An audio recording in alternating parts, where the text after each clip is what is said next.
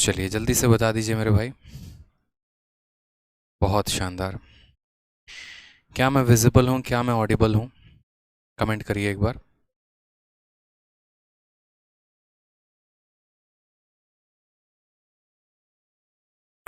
चलिए बहुत शानदार। कमेंट करते जाइए।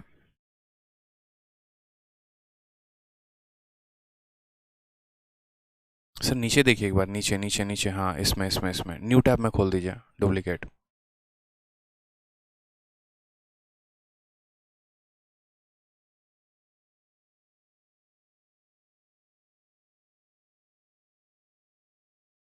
चलिए जल्दी से सभी एक बार लाइव आ जाइए, बहुत जल्दी। बहुत शानदार, सारे के सारे लाइव आ जाओ। सारे लाइव आ जाओ, जहाँ जहाँ पर है हर जगह पर वीडियो को शेयर कर दीजिए। आज आपकी पहली क्लास है चैंपियंस 5.0 स्पेशल बैच की, और ये क्लास जो है वो लाइव हो रही है हर जगह पे।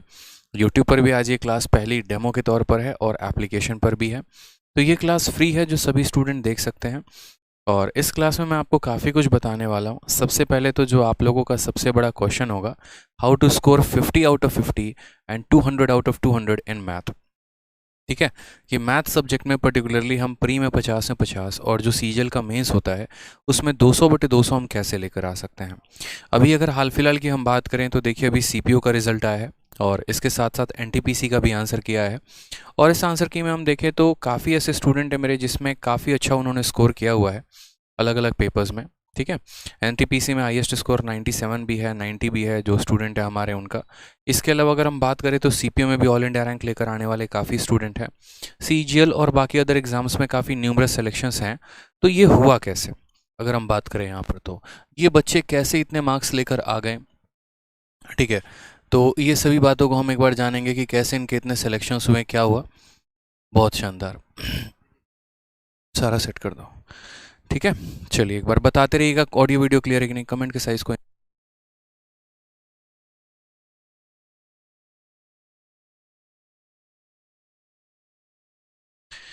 तो इतना ज़्यादा जो मार्क्स आया वो कैसे आया, और ये सिलेक्शन जो हो पाया वो कैसे हो पाया। पर्टिकुलरली अगर मैं अपने बारे में बात करूं तो मेरा नाम आदित्य रंजन है और आप मुझे जानते ही होंगे। ठीक है, एसएससी का ऐसा कोई ऐसा पेपर नहीं है जो हमने क्रैक ना किया हो। प्री का पेपर को मैं 9 मिनट से 10 मिनट के अंदर सॉल्व कर लेता हूँ, और सीजीएल के माध्यम से मैं एज ए एक्साइज इंस्पेक्टर भी सिलेक्टेड हूँ। सीएचएसएल में जो ऑल इंडिया रैंक है वो 114 है। और भी कई सारे एग्जाम्स मैंने निकाले हैं। आज के टाइम पर मेरे पास कम से कम 4 से 5 सरकारी नौकरियां हैं। और मैं खुद यहाँ से चाहता हूँ कि ये जो जिस तरीके से आज मेरे पास इतने सारे गवर्नमेंट जॉब हैं, आपके पास भी इतने सारे गवर्नमेंट जॉब हों। लेकिन वो कैसे होगा, तो वो ऐसे तो नहीं हो सकता कि हाँ रातों रात चमत्कार हो जाए तो हो जाएगा। उसके लिए पर्टिकुलरली हमें पढ़ना पड़ेगा। ठीक है, उसके लिए हमें क्या करना पड़ेगा, तो हमें पढ़ना पड़ेगा अच्छे से। ठीक है, और पूरा सिलेबस अपना कंप्लीट करना पड़ेगा। चलिए, बहुत शानदार। 1 मिनट रुक जाएंगे, 1 मिनट रुक जाएंगे।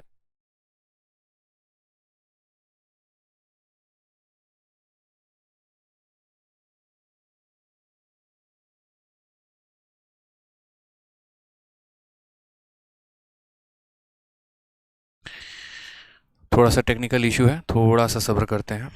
ठीक है।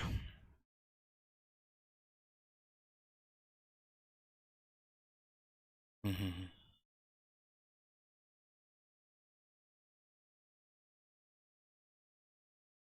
अनुराग,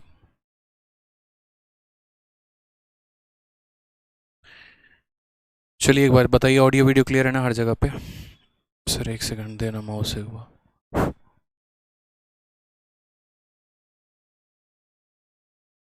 नहीं, छोड़ दिया।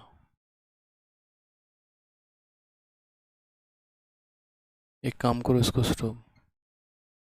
सर एप्लीकेशन पे नहीं स्टार्ट होगा तो ज़्यादा।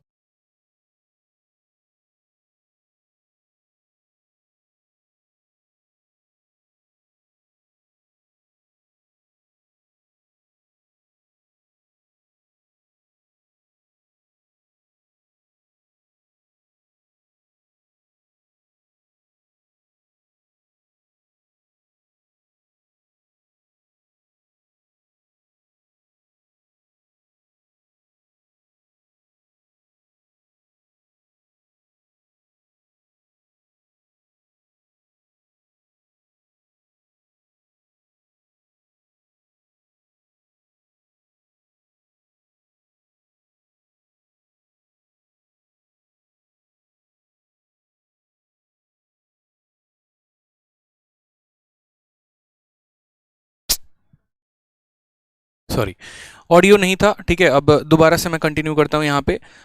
यहाँ पर जो आपके सामने लिखा हुआ है, क्या लिखा हुआ है कि how to score 50 out of 50 in maths and 200 out of 200 in maths. मतलब प्री में आप 50 में 50 कैसे लेकर आ सकते हैं और मेंस में आप 200 में 200 कैसे लेकर आ सकते हैं, ठीक है। तो यहाँ पर कुछ पॉइंट्स मैंने लिखे हुए हैं जो आपको काफ़ी ज़्यादा मदद करेंगे यहाँ पर अच्छा स्कोर करने के लिए, जिनमें सबसे पहला पॉइंट यहाँ पर यह है कि आपको कभी भी अगर कोई भी गवर्नमेंट एग्जाम निकालना है ना, तो उसके लिए सबसे पहले आपका सिलेबस का कंप्लीट होना बहुत ज़रूरी है।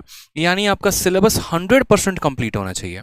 अगर आप ये सोचेंगे यहाँ पर कि नहीं यार सिलेबस को हम थोड़ा सा जो है वो ढीला से लेकर चलते हैं, जैसे कि आजकल के बच्चों के अंदर पता है क्या है, बहुत शॉर्ट टर्म में सक्सेस चाहते हैं, बहुत कम समय में वो सक्सेस चाहते हैं, पेशेंस नहीं है।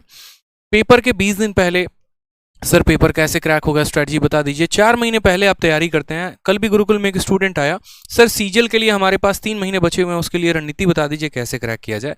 मैंने पिछली बार भी यहाँ पर ये बात कही थी कि यार 2 महीने में 3 महीने में पेपर नहीं निकलता है। पेपर जो है वो एक डेडिकेशन के साथ जब आप तैयारी करते हैं ना तो निकलता है। ये एक ऐसा जंग है जिसके लिए आपको बहुत पहले से प्रिपेयर होना पड़ता है, बहुत पहले से आपको अपना माइंडसेट रेडी रखना पड़ता है, ठीक है। तो अगर मान लीजिए कि आप किसी भी एग्जाम को दे रहे हैं, चाहे वो CHSL हो, CGL हो या कोई भी हो, तो वो आपका तभी क्वालिफाई होगा जब आपका पूरे तरीके से आपका सिलेबस जो है वो कंप्लीट होगा, ठीक है। तो सबसे पहला पार्ट क्या है कि हमारा सिलेबस 100% कंप्लीट होना चाहिए। दूसरा, अगर हम यहाँ बात करते हैं तो सिलेबस को कंप्लीट करना है लेकिन स्मार्ट अप्रोच से, ना कि बेसिक मेथड से। ये सबसे महत्वपूर्ण बात। मैं मतलब सोचकर काफ़ी टाइम तक मैं यहाँ पर विचार कर रहा था कि यार क्या 3-4 ऐसे पॉइंट्स लिखे जाएं जो बच्चों को वाकई में मैं जो अंदर है, जो मेरी बात है वो मैं समझा सकूं यहाँ पे, ठीक है। जैसे सिलेबस का 100% का कंप्लीट होना। आज के टाइम पर अगर मैं किसी बच्चे से पूछूं जो 1 साल से तैयारी कर रहा है कि बच्चे तुम्हारा सिलेबस कंप्लीट है, तो बोलेगा हाँ सर कंप्लीट है। लेकिन अगर 2 सवाल उसको ज्योमेट्री का दे दो और 2 सवाल उसको मेंसुरेशन का या कोई और टॉपिक का दे दो तो बनता नहीं है। यही रीज़न होता है उनके डाउनफॉल का पेपर के में, ठीक है।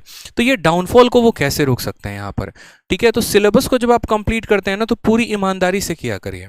एक एक क्वेश्चंस को, एक एक चैप्टर को प्रॉपर तरीके से लगाया करिए। जब आप अपने नोट्स को बनाते हैं तो हर एक छोटी छोटी बात का ध्यान रखा करिए, ठीक। अब जब सिलेबस आपने कंप्लीट किया है तो ये भी बहुत मैटर रखता है कि सिलेबस को कंप्लीट करना है तो कैसे करना है। जैसे शुरू में बच्चा क्या होता है कि अलग अलग जगह से यूट्यूब पर वीडियो देख ली, कहीं पर परसेंटेज पढ़ा है तो परसेंटेज देख लिया, कहीं पर कुछ पढ़ा है तो कुछ देख लिया, कुछ क्वेश्चन अपने तरीके से किताबों से लगा लिए। आप जानते हैं तो सिर्फ वहीं बेसिक मेथड जान पाते हैं। लेकिन इसका नुकसान प्री में आपको नहीं होता है। प्री में तो क्वेश्चंस आपके बन जाते हैं, इसका नुकसान आपको जाकर मेंस में होता है। और मेंस में होता है मेरे भाई यहाँ पर सर, तो मेंस में होता है तो यहाँ पर मेंस में नुकसान कैसे हो जाता है, आपको स्मार्ट अप्रोच नहीं आ पाते हैं उन सवालों का। अब स्मार्ट अप्रोच नहीं आ पाते हैं तो आप कैसे करते हैं फिर। अब स्मार्ट अप्रोच अगर आपको नहीं पता है तो उन्हीं सवालों में आप उलझे से रह जाते हैं, समय आपको ज़्यादा लग जाता है, आप बना नहीं पाते हैं, फिर उस केस में आपके नंबर ऑफ अटेम्प्ट कम रह जाते हैं। तो आपको ऐसा नहीं करना है, ठीक है। आपको पर्टिकुलर तरीके से एक प्रॉपर वे में शुरू से ही जब आप सिलेबस को कंप्लीट करते हैं ना तो आप स्मार्ट अप्रोच में सीखा करिए, बहुत फायदा होगा।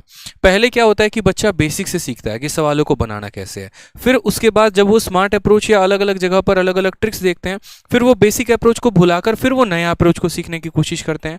अब यहाँ पर इतने समय में आपका 1 से 1.5 साल चला जाता है और फिर बाद में आप सोचते हैं कि यार 1.5 साल हो गया तैयारी करते करते, सिलेक्शन तो हुआ ही नहीं। तो इससे बेहतर है कि जब आप पहली बार ही पढ़ रहे हैं तो आप थोड़ा तरीके से पढ़िए। पर्टिकुलर जितने भी चैप्टर पढ़ते हैं तो उनको आप टाइप वाइज पढ़ा करिए, उनकी एक पर्टिकुलर कैटेगरी बनाकर पढ़ा करिए और उनके कंसेप्ट को आप जानिए, ताकि अगर आगे पेपर में, किसी भी पेपर में अगर वो क्वेश्चन आ जाता है तो आप उसको वहां पर इम्प्लाई कर पाएं, ठीक है। तीसरा वाला पॉइंट जो था वो मेरे लिए सबसे महत्वपूर्ण बात था जो मुझे आपको कहनी थी, वो ये है कि कई जगह और कई बार पढ़ने से बेहतर है कि एक ही जगह से एक बार पढ़े और अपना पूरा सिलेबस खत्म करें। ये बहुत बड़ा बात है। आज के टाइम में बहुत सारे बच्चे होंगे, कोई रूरल एरिया में होगा, कोई यहाँ पर जो है दिल्ली में मुखर्जी नगर में रह रहे होंगे। मुखर्जी नगर में भी कुछ स्टूडेंट के हालात ऐसे हैं, आज इनके पास डेमो के लिए गए, कल उनके पास डेमो के लिए गए, तो 2-3 महीने तो डेमो में निकल जाते हैं। जो बाकी बचता है उसके बाद यहाँ पर थोड़ा इनका वीडियो देख लिया, थोड़ा उनका वीडियो देख लिया, ठीक है। तो ऐसे करोगे ना मेरे भाई तो बहुत मुश्किल होगा, फिर तो सिलेक्शन बहुत मुश्किल है। आपको एक प्रॉपर ओरिएंटेड वे में एक ही जगह, चाहे मुझसे ना पढ़कर आप किसी से पढ़िए, कोई फर्क नहीं पड़ता है, मुझे उस बात का दुख नहीं होगा। लेकिन आप जैसे जहां पर भी जिनका भी समझ में आता है ना, आप प्रॉपर तरीके से उनसे पूरा सिलेबस कंप्लीट करिए। आप अगर थोड़ा सा, जब आपका विजन करोड़ों कमाने का है, जब आपका विजन एक बहुत बड़ा इंस्पेक्टर बनने का है, जब आप आगे चलकर बहुत ज़्यादा पैसे कमाने वाले हो, एक बहुत बड़ा नाम कमाने वाले हो, तो अभी से 1000, 500 और 1500 के लिए यहाँ पर कंजूसी क्यों और उतना सोचना क्यों है? क्योंकि आपका विजन अगर बड़ा है तो उसके लिए इन्वेस्टमेंट भी थोड़ी सी बड़ी लगाए तो क्या दिक्कत की बात है, ठीक है। तो एक ही प्लेटफॉर्म से पर्टिकुलर तरीके से आप चाहे YouTube को पकड़ लीजिए, तो YouTube का कोई एक पर्टिकुलर सीरीज है तो वहां से खत्म करिए, या एप्लीकेशन से अगर आप पढ़ रहे हैं तो वहां से पूरा प्रॉपर तरीके से पढ़िए, लेकिन हाँ पूरा सिलेबस कंप्लीट करिए। अगर आप यहाँ पर जो है ना घुमंतु हो गए, माइग्रेटरी हो गए कि आज यहाँ थोड़ा पढ़ लिया, कल वहां थोड़ा पढ़ लिया, परसों थोड़ा वहां पढ़ लिया, तो शायद ऐसे तो केस में कभी भी सिलेबस कंप्लीट नहीं हो पाएगा। सेम तरीके से अगर आप एग्जाम की भी तैयारी करते हैं तो कम से कम ऐसा करिए मेरे भाई कि आप पर्टिकुलर फिक्स होकर तैयारी करिए। ये नहीं आज एनटीपीसी आया तो फॉर्म भर दिया, उसकी तैयारी में लग गए, कल सीजीएल आया तो फॉर्म भर दिया, उसकी तैयारी में लग गए। ऐसे करोगे तो कभी भी बड़ा मुश्किल सा हो जाएगा आपके लिए हालात। तो ये भी बात का आपको ध्यान रख के चलना है। और साथ में जो मोस्ट इंपॉर्टेंट बात वो यहाँ पर ये है कि नए क्वेश्चंस की ज्यादा प्रैक्टिस करो। आजकल के समय में आदत यहाँ पर ये हो गई है ना कि स्टिक हो गया है बच्चा कि हाँ पुराने पुराने पुराने कंसेप्ट पर हम चल रहे हैं, पुराने पर हम जिंदा हैं, पुराने पर ही हम काम करेंगे। तो ऐसे तो नहीं हो पाएगा मेरे भाई, इस बात को ध्यान रखो। पुराने कंसेप्ट से आप काम नहीं कर पाएंगे, पुराने क्वेश्चन सब बेकार हो चुके हैं। ठीक है, मार्केट में बहुत सारी बुक है जो एक टाइम पर बहुत अच्छी हुआ करती थी, लेकिन जरूरी नहीं कि वो आज भी अच्छी हों। ठीक है, किसी भी चीज़ का एक एक्सपायरी होता है, एक्सपायरी के बाद अगर हम यूज़ करेंगे ना उनको तो वो हार्म ही करेगा हमें। सेम तरीके से वो वक्त चला गया मेरे भाई, अब यहाँ पर उतना समय नहीं है कि हम बैठकर पहले पुराने क्वेश्चंस पर प्रैक्टिस करें, फिर जाकर वहाँ उस तरीके से हम पढ़ें और नया सवाल हमारे पास आए तो हम उस पर काम ही ना कर पाएं। सर उसका तो हमें शुरू से ही आदत डालनी पड़ेगी नए क्वेश्चंस पे। इस वजह से मैंने आपको 2400 क्वेश्चंस की ई बुक दी। मैंने कहा कि एक झलक तो जरा देखो, आप जहां से पढ़ते हो, जैसे भी पढ़ते हो, आपने आज तक जिन भी किताबों को लगाया, ठीक है बहुत अच्छी बात है, बट एक बार इसको लगाकर देखो तो आपको पता चलेगा कि आज के समय में पेपर में क्या पूछा जा रहा है। फेज 9 के क्वेश्चन किसी भी बुक में नहीं होते हैं, उसको लोग सौतेला मान के चलते हैं, लेकिन आपके लिए मैंने फेज 9 के भी सारे क्वेश्चन टाइप करवा के दिए। क्यों किया मैंने ऐसा? ताकि आपको समझ में आ सके कि पेपर में आपका असल में पूछा क्या जा रहा है और आप पढ़ क्या रहे हैं। यही कारण है कि 2 साल हो गया तैयारी करते, 1 साल हो गया तैयारी करते, और यहाँ तब भी सिलेक्शन नहीं हो पा रहा है। तो हमें अपने सिलेबस को है ना बड़ा कंसाइज वे में फिक्स रखना है कि हाँ हमें इतना पढ़ना है और हमें इन सोर्सेस से पढ़ना है। ज़्यादा भटकाव नहीं रखना, प्रॉपर वे में सिनराइज्ड वे में एक सिलेबस हम अपना कंप्लीट करेंगे और विद इन टाइम कंप्लीट करके अच्छे से हम अपना सिलेक्शन लेंगे, ना कि ज़्यादा यहाँ भटकाव में रहेंगे। ठीक है, कुछ यहाँ पर बात करते हैं कि ये जो बैच है ये आपको कैसे मदद करेगा, और फिर उसके बाद हम अपने क्लास को कंटिन्यू करेंगे जो आज हम पढ़ाने वाले हैं आपको, जो कि आपका पहला टॉपिक परसेंटेज है। तो सबसे पहले यहाँ बात करते हैं कि ये जो बैच है, इस बैच में मैं आपको बिल्कुल बेसिक से उठाऊंगा। जैसे आज पहली बार यूट्यूब पर एप्लीकेशन की क्लास हो रही है, तो बहुत ऐसे बच्चे हैं जो शायद एप्लीकेशन पर विजिट नहीं किए होंगे, तो उनको वहाँ का टेस्ट और वहाँ का फ्लेवर पता नहीं होगा। उन्हें जैसे हमेशा ये लगा होगा कि हाँ यार जिस तरीके से हम यूट्यूब पर पढ़ते हैं उसी तरीके से शायद एप्लीकेशन पर क्लासेस होती होंगी, बट नॉट माय डियर, दोनों जगह पर डिफरेंस अलग है। यूट्यूब पर जो मैं कराता हूँ वो प्रैक्टिस होते हैं, ठीक है, कभी बेसिक बहुत बेसिक जाके नहीं उठाना पड़ता है। रीजन यहाँ पर क्योंकि अलग अलग वैरायटी के स्टूडेंट होते हैं, ठीक है, कोई बहुत ज़्यादा प्रिपेयर्ड होता है, कोई एकदम अमेच्योर होता है, बिगनर होता है। तो इस वजह से एक कॉमन मेथड रखकर पढ़ाना होता है ताकि यहाँ पर हर तरह के बच्चे को समझ में आ सके। बट एप्लीकेशन पर मैं ये मान के चलता हूँ कि हर बच्चा बिगनर है और वो एकदम जीरो से सीखने आया है, इस वजह से मैं काफ़ी बेसिक तरीके से एकदम शून्य से शिखर तक मैं आपको सिखाने की कोशिश करता हूं यहाँ पे। ठीक है, साथ में यहाँ पर जितने भी क्वेश्चंस होंगे मैं आपको कम से कम 2 मेथड बताऊंगा। एक तो जो आपका बेसिक हो गया ताकि आप थोड़ा सा उसके कंसेप्ट को लेकर समझ सको, और दूसरा उसके स्मार्ट अप्रोच। ठीक है, और आपको स्मार्ट अप्रोच ही सीखना है पेपर को क्रैक करने के लिए। बड़े बड़े क्वेश्चंस को आप देखोगे कि मैं कैसे विद इन सेकंड सॉल्व करूंगा, क्योंकि जो बच्चे ऑलरेडी मेरे से अलग अलग बैच में पढ़ रहे हैं वो अभी तुरंत कमेंट बॉक्स में बता देंगे। अभी मेरा एक बैच है चैंपियंस 4.0, उसमें कंपाउंड इंटरेस्ट चल रहा है और मेरा दावा है कि पूरे भारत में ऐसा कंपाउंड इंटरेस्ट किसी ने नहीं पढ़ाया होगा जो मैंने पढ़ा दिया है। ठीक है, यहाँ पर मैं किसी के पढ़ाने पर क्वेश्चन नहीं उठा रहा हूँ, बट मैं अपने आप की चीज़ों को बता रहा हूँ कि मैंने क्या नया योगदान दिया है इस इंडस्ट्री में, मैंने क्या बच्चों को यहाँ सिखाया है, कैसे बड़े बड़े सवालों को 2 लाइनों में सॉल्व किया जाता है, कैसे परसेंटेज मेथड का यूज़ किया जाता है, कैसे सक्सेसिव मेथड का यूज़ किया जाता है। जो एक सवाल को बनाने का नज़रिया होता है ना, वो मैंने बदल कर रख दिया बच्चों के दिमाग में, और वो मैंने ऐसा इसलिए किया ताकि उनका सबसे ज़्यादा फायदा हो सके और वो अपने पेपर में काफ़ी अच्छा स्कोर कर सकें। ठीक है, साथ में मैं जो सबसे ज़्यादा बिलीव करता हूँ वो मेरा स्ट्रॉन्ग पॉइंट हो गया, एक तरीके से यूँ कह लीजिए कि मैं जो जिस तरीके से मैं टॉपर बना, जिन क्वेश्चंस की प्रैक्टिस करके मैं बना, और मैं चाहता हूँ कि यही चीज़ों की प्रैक्टिस आप भी करो, वो है मेरा भाई अपडेटेड कंटेंट। भाई है ना, अब जमाना गया यार, वो अब जमाना गया कि जहाँ पर आपको बेसिक टुच्चे क्वेश्चन पूछे जाते थे कि अगर किसी संख्या को 10% बढ़ा के फिर 10% घटा दिया जाए तो कितना हो जाएगा। तो ये ज़माना अब नहीं रहा मेरे भाई, ये वक्त चला गया। अब थोड़ा सा अच्छा टाइम आ चुका है, तो क्वेश्चंस भी थोड़े अच्छे लेवल के हैं। अब आपका वेंडर भी बदल चुका है। ठीक, और आपका जो वेंडर है वो टीसीएस है, यानी टाटा कंसल्टेंसी सर्विस। और इस वेंडर ने काफ़ी खतरनाक क्वेश्चंस जो है वो पूछने शुरू कर दिए हैं, चाहे आप बात कर लो परसेंटेज में या बात कर लो एडवांस में। क्योंकि टीसीएस का जो हमेशा से स्ट्रॉन्ग पार्ट रहा है ना, वो अरिथमेटिक रहा है, सिंप्लीफिकेशंस रहे हैं, जहां पर वो सबसे ज़्यादा क्वेश्चंस पूछते थे, जहां बैंकिंग पर पहले भी वो भौकाल मचाते थे और आज भी यहां पर ये भौकाल मचाते हैं। अब इसमें अगर स्मार्ट अप्रोच नहीं आता है तो ज़्यादा जोर दिया जाता है कि कैलकुलेशन सीखो, कैलकुलेशन सीखो, बट ऐसा नहीं है। अगर हमारे पास अप्रोच सही है तो शायद उस अप्रोच के माध्यम से हम अपने कैलकुलेशंस को काफ़ी कम कर सकते हैं। तो वो अप्रोच भी हमें सीखना बहुत ज़्यादा ज़रूरी है आज के टाइम पे। और प्रैक्टिस अगर करनी है तो अपडेटेड क्वेश्चंस पर करिए। मैंने कहा ना, आज गुरुकुल में ऐसे ऐसे बच्चे आ रहे हैं, ठीक है, जो ऑलरेडी 1.5 साल 2 साल से पढ़ाई कर रहे हैं। बैच में भी ऐसे ऐसे बच्चे हैं जो 1.5 साल 2 साल से पढ़ाई कर रहे हैं, लेकिन जब मैंने उनको अपने 2400 वाली क्वेश्चंस की बुक मैंने दी और मैंने कहा कि चलो ये नया क्वेश्चन है, लगातार तुम बना के दिखाओ, तो कल एक बच्चे ने 3 घंटे में मात्र 15 सवाल किए। मैं इस बात को देख के शौक रह गया कि 1.5 साल के कोचिंग लेके आने के बाद में यहाँ पर उस लड़के ने 3 घंटे में 15 क्वेश्चन किए। पर्टिकुलर एक क्वेश्चन नंबर 7 परसेंटेज का है ई बुक का, उसमें उसने आधे घंटे लगा दिए। तो ये माहौल अभी हो रखा है कि नए क्वेश्चंस पर प्रैक्टिस ही नहीं है। जो पहले के क्वेश्चंस पर जादू होता था, जो चीजें पहले चल रही होती थी, बस उसी पर आता है, नया पर कुछ भी नहीं आता। अब ये कैसे काम होगा ये बताइए? पेपर तो जब आप देने जाएंगे तो नया क्वेश्चन ही पूछा जाएगा ना, पुरानों से तो कुछ वास्ता ही नहीं है। तो हमें जो सीखना है वो सबसे ज्यादा अपडेटेड कंटेंट पर सीखना है, और इस बैच में जो भी क्वेश्चन आपको मिलेगा वो पूरा का पूरा अपडेटेड होगा। ठीक, नेक्स्ट हम बात करते हैं यहाँ पर जो क्वेश्चंस के शीट में आपको दूंगा वो टाइप वाइज और लेवल वाइज होंगे। अब ये टाइप वाइज लेवल वाइज आप कभी बार सुन चुके हैं, लेकिन आज मैं आपको लाइव दिखाता हूँ कि असल में ये टाइप वाइज और लेवल वाइज का मतलब क्या होता है। ठीक है, जैसे आज मैं आपके लिए जो शीट आपको मिलने वाली है सबसे पहले, और ये फ्री फॉर ऑल होगी, सभी के लिए जो है वो फ्री है। ठीक है, फ्री शीट फॉर ऑल। ये जो शीट आपको मिलेगी यही आपको मिलेगी परसेंटेज की पूरी प्रैक्टिस शीट। अब ये प्रैक्टिस शीट में आप देखोगे ना, तो जैसे ये परसेंटेज की प्रैक्टिस शीट है, इसकी काफ़ी विशेषताएं हैं जो ऑलरेडी यहाँ पर लिख रखी है कि ये अपडेटेड है, टाइप वाइज है, लेवल वाइज है, बाइलिंगुअल है। ठीक है, इस तरीके के कुछ आपको शीट्स मिलेंगे। इस शीट में पर्टिकुलरली हर कैटेगरी का मैंने यहाँ मेंशन कर रखा है, और जिस तरीके से ये परसेंटेज की शीट है उसी तरीके से पूरे कोर्स में आपको हर चैप्टर का शीट मिलेगा, और हर चैप्टर में मिनिमम अगर मैं आपको बताऊं तो 150 सवाल होंगे।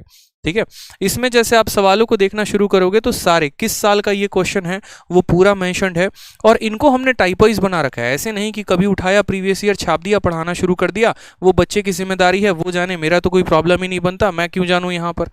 ठीक है, मेरा काम बस पढ़ाना है, मैं पढ़ा के चला जाऊंगा, ऐसे नहीं भाई। मेरा पूरा कोशिश यहाँ पर ये रहता है कि मैं पूरा उस सवाल का 100% निचोड़ आपके दिमाग में फिट करके जाऊं, और मैं आपको समझाऊं कि असल में यहाँ पर है क्या, पूछा कैसे, और कल के दिन अगर इसके आसपास का कोई भी सवाल आता है तो आप उसको कैसे टैकल करोगे। जो भी शीट्स होती हैं वो एरर फ्री होती हैं, टाइप वाइज होती हैं। अब यहाँ पर जैसे मानो कि एक टाइप अभी चल रहा है, फिर दूसरा टाइप इसके अंदर क्या आ जाएगा, ए बी रूल। अब ये ए बी रूल को मैं आपको क्लास में बताऊंगा कि ए बी रूल होता क्या है, फिर उसके आधार पर जितने भी प्रीवियस ईयर में क्वेश्चन पूछे गए आप उनको बना पाओगे। तो काम ऐसे होता है कि जैसे मानो मैं बैठा, मैंने यहाँ पर प्रीवियस ईयर के कम से कम 5000 6000 सवाल देखें, पर्टिकुलर उसमें किसी एक चैप्टर का 1500 से 2000 क्वेश्चन होता है, और फिर उन 1500 2000 क्वेश्चन को देखने के बाद डिसाइड यहाँ पर ये होता है कि हाँ परसेंटेज की शीट ऐसे बनानी है। ठीक है, अब जैसे मानिए ए बी रूल है, तो ए बी रूल में सबसे पहला क्वेश्चन आपको एमटीएस को देखने का मिलेगा, दूसरा क्वेश्चन सीएचएसएल का होगा, तीसरा क्वेश्चन सीजीएल का होगा, चौथा मेंस का होगा, पांचवा फेज 9 और एनटीपीसी का होगा। रीजन, ताकि इससे सारे के सारे एग्जाम्स के भी क्वेश्चंस कवर हो सकें, सारे टाइप भी कवर हो सके और सारे लेवल भी कवर हो सकें। जब आप इलेक्शन के क्वेश्चंस लगा रहे होंगे तो पर्टिकुलरली आप इलेक्शंस के ही क्वेश्चंस लगाएंगे, आप यहाँ पर बीच में कोई और क्वेश्चन आपको यहाँ पर परेशान करने नहीं आएगा। और इलेक्शंस के भी क्वेश्चंस को लगाएंगे ना तो बिल्कुल जीरो से स्टार्ट करेंगे और हीरो लेवल तक हम लेकर चलेंगे। इससे क्या होगा कि हम एक चैप्टर को 10 बार ना पढ़कर एक ही बार पढ़ेंगे, लेकिन क्लैरिटी ऐसी मिलेगी कि उसके बाद अगर हमें कोई भी नया क्वेश्चन कोई भी दे दे तो हम उसको बना पाएंगे। ठीक है, तो ये दूसरा पॉइंट था। नेक्स्ट अगर बात करते हैं यहाँ पर, तो सारे के सारे हम आपको पूरा का पूरा कोर्स पैटर्न बता दें तो आपके कोर्स में मैं आपको पूरा का पूरा अरिथमेटिक, एडवांस, डीआई, ये 3 पार्ट मेजर हैं जो मैं आपको कराऊंगा, और जो कैलकुलेशंस हैं वो आपको वीडियोस के अंदर ही बताएंगे तो ज़्यादा फायदा होगा, ताकि हम आपको वो इम्प्लाई करके दिखा सकें। जैसे 11 का मल्टीप्लिकेशन आया, किसी संख्या का स्क्वायर निकालना है, क्यूब निकालना है, क्यूब रूट निकालना है, तो जब जहां पर जरूरत पड़ेगी वहीं पर बताएंगे, अलग से वीडियो बनाकर उसका नहीं बताएंगे। रीजन यहाँ पर क्योंकि फिर वो चीज़ें आप अलग से देख तो लेते हो बट आप उसको प्रैक्टिस नहीं कर पाते। ठीक है, तो जहां पर जरूरत होगी वहां हम प्रैक्टिस करें तो ज़्यादा अच्छा है।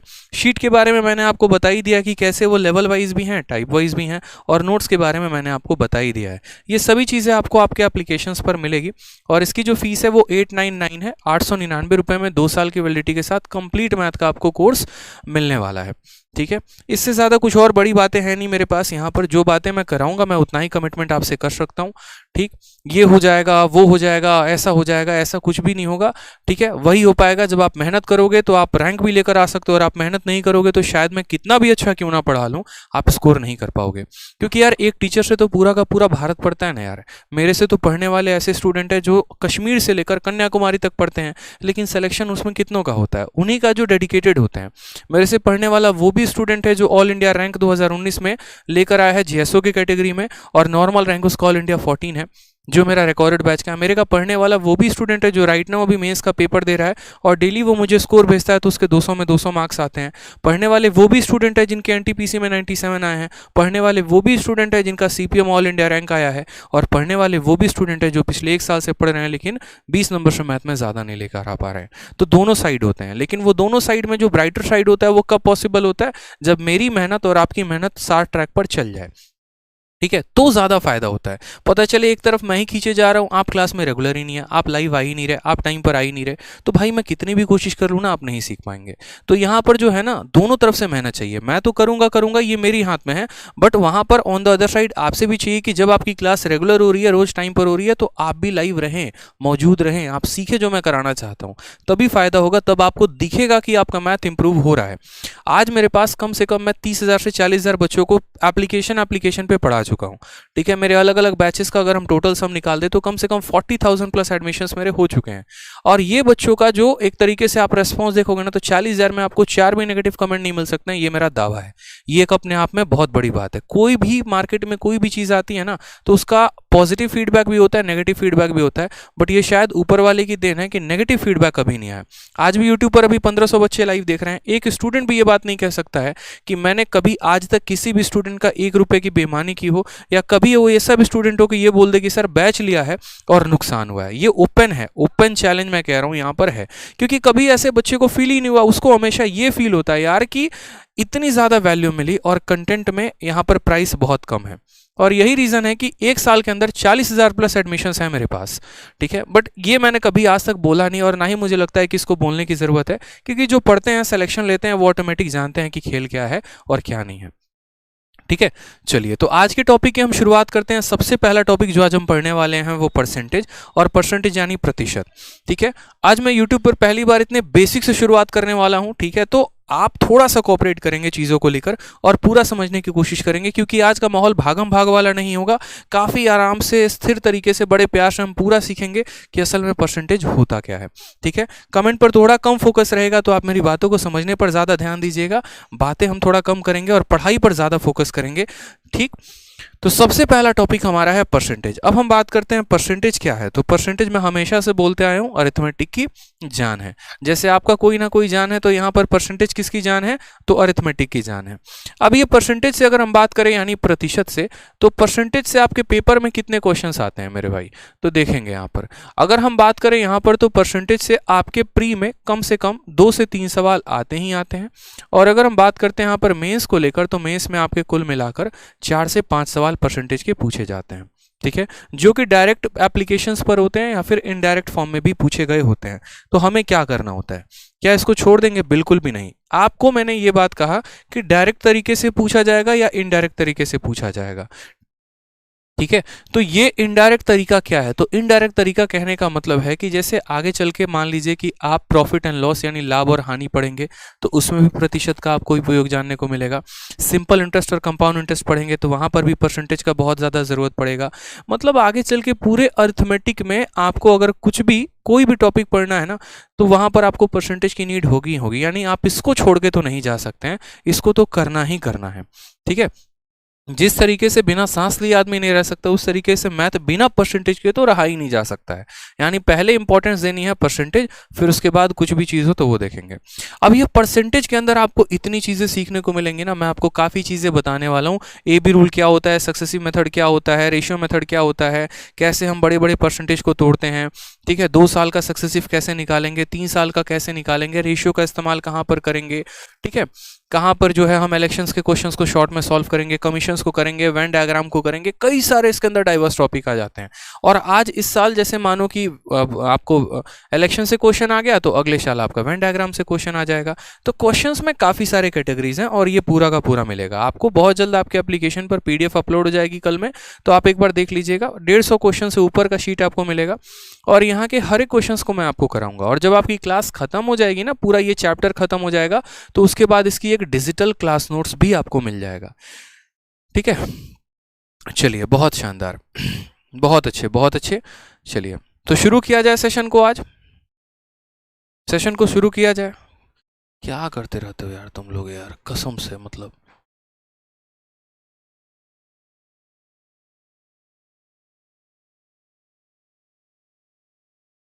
तो चलिए परसेंटेज की शुरुआत करते हैं। परसेंटेज का मतलब क्या हो गया? प्रतिशत। ठीक है, अब यहाँ पर सबसे पहले मुझे एक बार कमेंट बॉक्स में बताओ कि कितनों को परसेंटेज का यहाँ पर डेफिनेशन पता है। असल में वाकई में प्रतिशत क्या होता है, कितने लोग यहाँ पर जानते हैं, ये बताइए कि प्रतिशत से आप वाकई में क्या समझते हैं, क्या मतलब होता है यहाँ पे। ठीक है, परसेंटेज का रियल मीनिंग क्या होता है? तो आप बोलेंगे सर देखो, परसेंटेज अपने आप में ही अपने परिभाषा को परिभाषित करता है। प्रतिशत का मतलब क्या होता है? प्रति 100 में किसी भी चीज का मान, यानी परसेंट में। सेंट का मतलब होता है 100। ठीक है, तो परसेंट में किसी भी संख्या का मान, यानी किसी भी संख्या को अगर 100 में बताना हो तो उसको हम क्या कहते हैं? प्रतिशत कहते हैं। किसी भी संख्या में अगर हमें 100 को बताना हो तो हम क्या कहते हैं? परसेंटेज कहते हैं।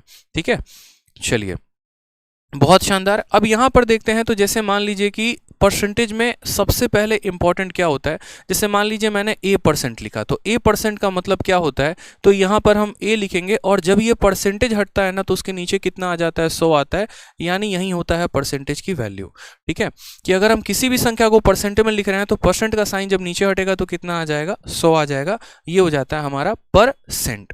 अब परसेंटेज में हमें दो बातें जाननी है। सबसे पहला बात हमें यहाँ पर यह जानना है कि कैसे हम परसेंटेज को फ्रैक्शन में कन्वर्ट करें, यानी यहां पर हम भिन्न और बट्टे में कैसे कन्वर्ट करें, और अगर कोई हमें फ्रैक्शन दिया गया है तो हम उसको परसेंटेज में कैसे कन्वर्ट करें।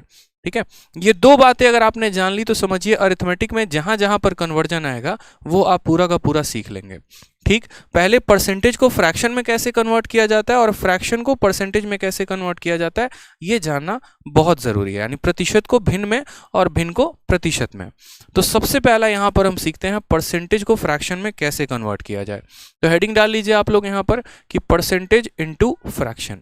हम कैसे परसेंटेज को फ्रैक्शन में कन्वर्ट करेंगे। ठीक है, how to convert percentage into fraction. ठीक है, यहां लिखिएगा how to convert percentage into fraction. अब जैसे मान लीजिए कि आपने कई बार ऐसा सुना होगा कि यार 10%, 20%, 50%, 40%, 60%, तो वो 60% का मतलब क्या है? जैसे अगर मान लीजिए कि मैं यहाँ पर लिखूं 50%, तो ये 50% का मतलब क्या है? ये 50% 1/2 कैसे हो गया? क्या कभी आपने सोचा? और ये 1/2 है, तो इस 1/2 का वाकई में शाब्दिक अर्थ क्या है? यहाँ पर ये क्या कहना चाहता है? ठीक, तो सबसे पहले यहां पर समझना पड़ेगा कि कैसे इस परसेंटेज को हमने इस फ्रैक्शन में बदला। तो कभी भी अगर आप कोई भी परसेंट लिखते हैं, जैसे मान लीजिए आप 50% लिखते हैं और आपको इसको बट्टे में बदलना होता है ना, तो मैंने क्या कहा, ये 50 अपने स्थान पर रहेगा और जब ये परसेंटेज हटेगा ना तो नीचे कितना आ जाएगा? तो 100 आ जाएगा। जब ये प्रतिशत हटता है तो नीचे कितना आ जाता है? 100 आ जाता है, क्योंकि प्रतिशत अगर आप ऊपर से हटाएंगे तो नीचे 100 लिखना पड़ेगा। फिर 50 इसको कितनी बार में काटता है? 1/2 बार में, यानी यहां पर आपका जो परसेंटेज है वो फ्रैक्शन में बदल चुका है। ठीक, अब इसका मतलब यहां पर क्या होता है? तो इसका मतलब यहां पर ये होता है कि जैसे मान लीजिए आपके घर में आप 2 भाई हो, ठीक है, एक आप हो गए और आपका एक छोटा भाई हो गया, और घर में अगर जायदाद का हिस्सा लगता है तो आप ये बोलोगे कि सर मुझे आधा हिस्सा मिला है, या आप ऐसे कह सकते हो कि सर 50% के मालिक मैं हूं और 50% का मालिक मेरा भाई है।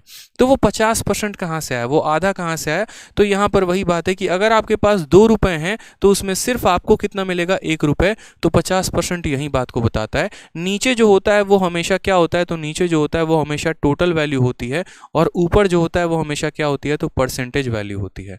या हम ऐसा भी कह सकते हैं कि 2 रुपए का 50% कितना हो गया? 1 रुपए हो गया। ₹2 का 50% कितना हो गया, तो ₹1 हो गया, हम ऐसा भी कह सकते हैं। अब यहाँ पर परसेंटेज को ज़रा हम तोड़ते हैं कई सारे पार्ट्स में और हम समझते हैं कि अलग अलग परसेंटेज दिए गए होंगे तो हम उसको फ्रैक्शन में कैसे तोड़ेंगे। तो सबसे पहले यहाँ पर देखिए, जैसे मानिए कि अगर हमारे सामने 10% है तो हम इसको फ्रैक्शन में कैसे लिखेंगे, अगर वो 20% है तो फ्रैक्शन में हम कैसे लिखेंगे, 30% है तो फ्रैक्शन में कैसे लिखेंगे, 25% है तो फ्रैक्शन में कैसे लिखेंगे, और फिर इसके अलावा अगर जैसे मानो 11 सही 1/9% हो गया, 16 सही 2/3% हो गया, तो हम इनको फ्रैक्शन में कैसे लिखेंगे। यानी अभी हम क्या पढ़ रहे हैं कि किसी भी प्रतिशत को फ्रैक्शन में कैसे कन्वर्ट किया जाए। तो हमने यहाँ पर कहा कि सर देखो परसेंटेज को फ्रैक्शन में बदलना है, तो परसेंटेज को फ्रैक्शन में बदलना है तो क्या करेंगे, यहाँ पर 10 है तो 10 लिख दिया, और परसेंटेज का साइन हटते ही नीचे कितना आ जाता है, 100 आ जाता है। 0 से हमारा 0 खत्म, कितना हो जाएगा, 1/10 हो जाएगा। 20% का मतलब क्या होता है कि यहाँ पर हमने 20 लिखा है और परसेंटेज को गायब करते ही नीचे कितना आ जाता है, 100 आ जाता है। यानी अगर हम इसको काटेंगे तो कितना आ जाएगा, 1/5। यानी हम क्या बोलेंगे कि सर 20% किसके बराबर है, 1/5 के। 20% किसके बराबर है, 1/5 के। 30% को अब मुझे फ्रैक्शन में लिखना है तो मैं क्या कहूँगा, 30 लिखूंगा, और परसेंटेज को हटाते ही नीचे कितना आ जाएगा, 100, 0 से 0 खत्म। यानी ये किसके बराबर हो जाएगा, तो 3/10 के। यानी 30% का मतलब कितना हो गया, 3/10 हो गया। फ्रैक्शन में कैसे लिखेंगे, तो 3/10।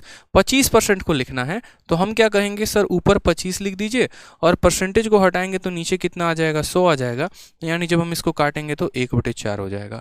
ऐसे परसेंटेज में तो दिक्कत बच्चों को नहीं आती है, लेकिन दिक्कत यहाँ पर आती है जब आपको यहाँ पर इन परसेंटेज को फ्रैक्शन में दे दिया जाए। यानी जब फ्रैक्शंस दिए गए होंगे तो हम इसको कैसे सॉल्व करेंगे।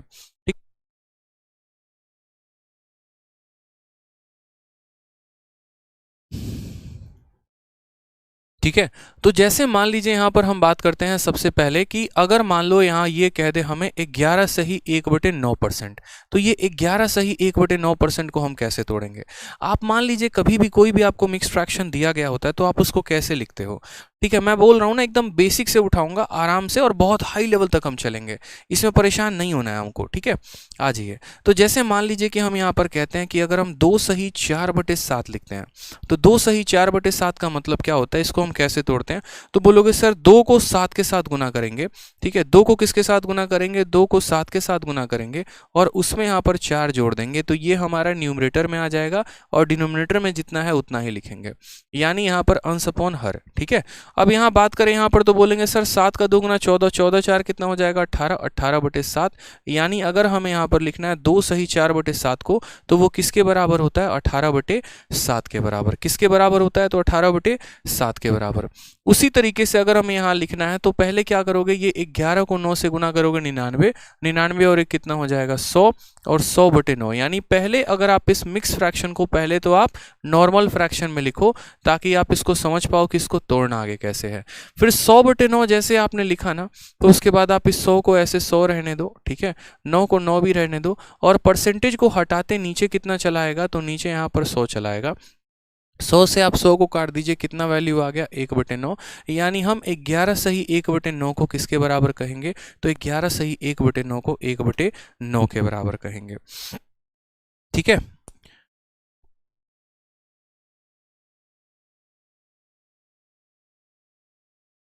ठीक है। नेक्स्ट अगर बात करें यहाँ पर तो 12.5%। अब जैसे 12.5% को मुझे फ्रैक्शन में लिखना है तो मैं कैसे करूंगा, यहाँ पे तो 12 का 2 गुना 24, 24 और ये कितना हो जाएगा, 25। ठीक है, बट्टे में यहाँ पर कितना लिखेंगे, 2, और ये हमारा परसेंटेज आ जाएगा। फर्दर अगर हम बात करें यहाँ पर तो ये 25 को 25 रहने देंगे, 2 के जगह पर 2 लेकर आ जाएंगे, और परसेंटेज जैसे गायब होगा तो नीचे हमारा कितना आ जाएगा, 100 आ जाएगा। 25 से जब हम इसको काटेंगे तो बोलेंगे सर ये हमारा 1/8 के बराबर है। यानी आपने यहाँ पर सीखा कि कभी भी हम किसी भी परसेंटेज को फ्रैक्शन में बदलते हैं तो हम उसको क्या करते हैं, 100 से भाग कर देते हैं। कोई भी परसेंटेज को फ्रैक्शन में बदलना होता है तो उसको हम क्या करते हैं, 100 से भाग। तो नोट कर लीजिए अपने कॉपी में कि किसी भी प्रतिशत को बट्टे में बदलने के लिए हम उसको क्या करेंगे, तो 100 से भाग करेंगे। ठीक है, ये पहला पॉइंट हो गया। अब दूसरा पॉइंट यहाँ पर आप आराम से यहाँ नोट करिए। ठीक है, टू कन्वर्ट एनी परसेंटेज, ठीक है, यहाँ पर लिख लीजिए to convert any percentage into fraction we divide it by 100, we divide 8/100। जो मैं ये नोट्स बना रहा हूँ ना, ये नोट्स आपके चैप्टर के खत्म होने के बाद आपको अपने एप्लीकेशन पर मिल जाएगा। अब हम यहाँ दूसरा पॉइंट की शुरुआत करते हैं, और दूसरा पॉइंट क्या है कि हम किसी भी फ्रैक्शन को, किसी भी बट्टे को हम परसेंटेज में कैसे बदलें, फ्रैक्शन को यहाँ पर परसेंटेज में कैसे बदला जाए। कई सारे आपने फ्रैक्शंस देखे होंगे, ठीक है, और आपको समझ में नहीं आता होगा कि सर इसको कैसे तोड़ा जाए। जैसे मानो अगर हम 1/7 की बात करें, ये परसेंट में कितना होता है, 1/9 की बात करें कितना होता है, 1/11 की बात करें कितना होता है। तो असल में हम इनको कैसे तोड़ते हैं और कैसे लिखते हैं, और इनको तो याद करना ही करना है आपको अपने पेपर के लिए। अगर आप याद नहीं करेंगे ना मेरे भाई, तो बहुत दिक्कत होने वाली है, आगे चल के बहुत परेशानी होने वाली है। तो ये आराम से तसल्ली से अगले 1 घंटे तक बने रहो और शांति से जो पढ़ा रहा हूँ सीखो, बहुत ज़रूरी होने वाला है। क्योंकि अगर नींव ही हमारी अच्छी नहीं है ना, तो चाहे कितना भी बड़ा बिल्डिंग बना लो, ढहना तय है, ठीक है। तो इसीलिए अगर आपका बेसिक ही क्लियर नहीं है, तो आप चाहे कितना भी क्यों ना कुछ पढ़ लो, सवाल तो बनेगा ही नहीं आपसे। तो बेसिक का क्लियर होना बहुत ज़रूरी है। फिर मैं आपको क्वेश्चन अभी कराऊंगा कुछ देर में। तो फ्रैक्शन को परसेंटेज में कैसे बदला जाए, यानी अगर हम यहाँ पर बात करें तो हमने कहा जैसे मानो कि 1/2 है। अब इस 1/2 को मुझे किस में बदलना है, तो इस 1/2 को मुझे परसेंटेज में बदलना है। तो परसेंटेज में बदलना है तो मैं कैसे करूंगा, तो मैं यहाँ पर लिखूंगा कि 1/2 है, मैंने इसको किसके साथ गुना किया, 100 के साथ, और परसेंट का साइन लगा दिया। ऐसा मैंने क्यों किया, तो जब मैं 1/2 को यहाँ पर 100 के साथ गुना कर रहा हूँ और ये परसेंटेज का साइन लगा रहा हूँ, अगर मैं इस साइन को हटा दूँ तो नीचे 100 आ जाएगा, जो कि इसको काट देगा और बात उतना ही पड़ेगा, वो 1/2 के बराबर। तो इसी तरीके से यहाँ पर अगर मुझे 1/2 को बदलना है तो मैं 2 से किस बार काटूंगा, 50 बार में, ठीक। और ये 50 कट जाएगा हमारा और परसेंट का साइन हमारा आ जाएगा।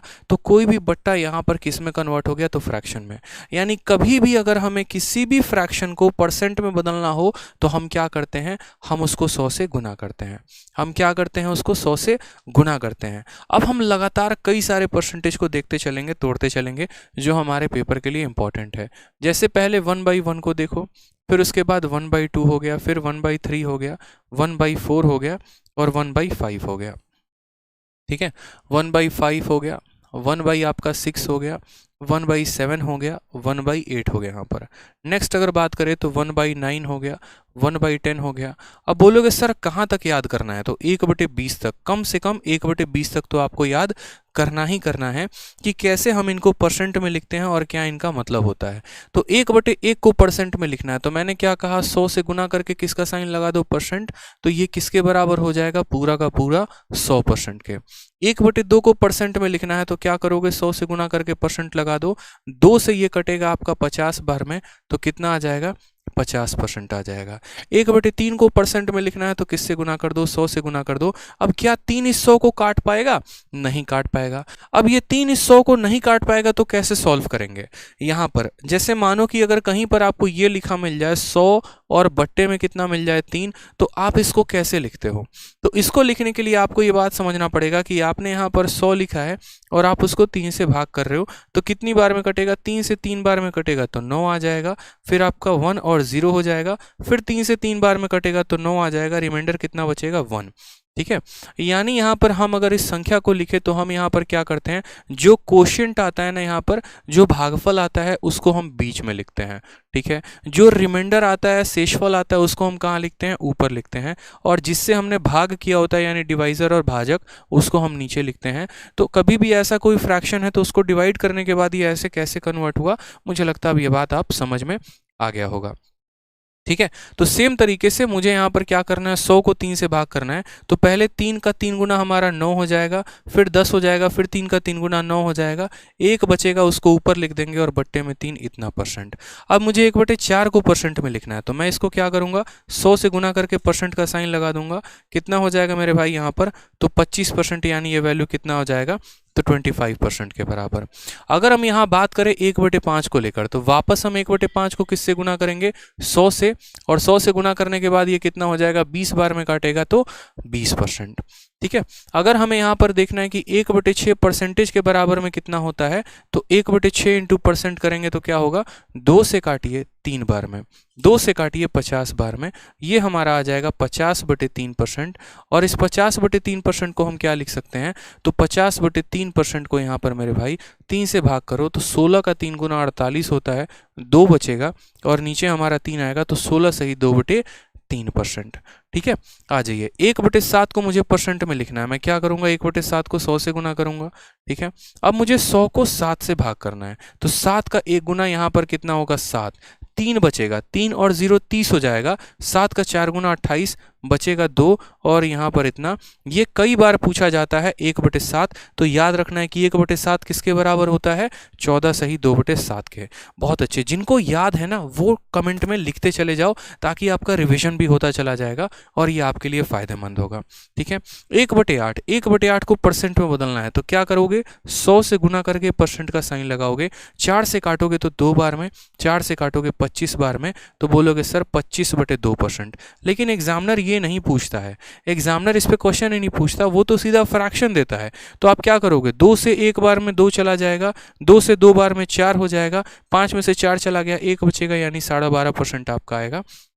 इस तरीके से, तो जैसे मैंने यहाँ पर लिखा है 1/1, 1/2, 1/3, 1/4, 1/5, 1/6, 1/7, 1/8, उसी तरीके से आपको जो टेबल मैं यहाँ पर दे रहा हूँ, इस टेबल में आपको पूरा याद करना है।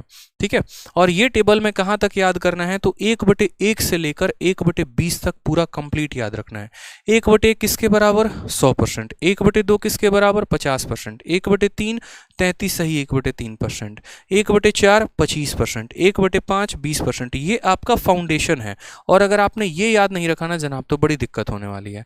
बैंकिंग में यहाँ पर इसको जो है दशमलव में भी करके पूछा जाता है, ये 33.33% भी इसी के बराबर होता है। क्यों, क्योंकि इस 1/3 को बाद में डिवाइड कर दिया जाता है। तो 1/1 से लेकर 1/5 तक का है, स्क्रीनशॉट ले लीजिए, और आपको अपने टेबल के सामने ये पूरा लिखकर और याद करना है सुबह से लेकर शाम तक, जैसे भी हो पाए। बस मुझे आपके जुबान पर ये चाहिए, ताकि जब मैं परसेंटेज पढ़ाऊं, तो जब मैं यहाँ पर लिखूं 12.5%, तो वो 1/8 के बराबर कैसे हो गया, आप ये सवाल फिर मुझसे दोबारा ना करो कि सर ये 1/8 के बराबर कैसे हो गया, ये ऐसे यहाँ पर हो गया। ठीक है, 1/6 का मतलब 16 सही 2/3, और 16 सही 2/3 जो होता है वो हमारा किसके बराबर होता है, तो 16.66% के बराबर। यानी अगर कभी परसेंट में इतना देगा या परसेंट में इतना देगा, तो जब हम उसको फ्रैक्शन में कन्वर्ट करेंगे तो वो किसके बराबर होगा, 1/6 के। ठीक है, उसी तरीके से 1/7 किसके बराबर हो गया, तो 1/7 14 सही 2/7 के बराबर। 1/8 किसके बराबर हो गया, तो 12.5% के बराबर। 1/9 किसके बराबर हो गया, तो 11 सही 1/9 के बराबर।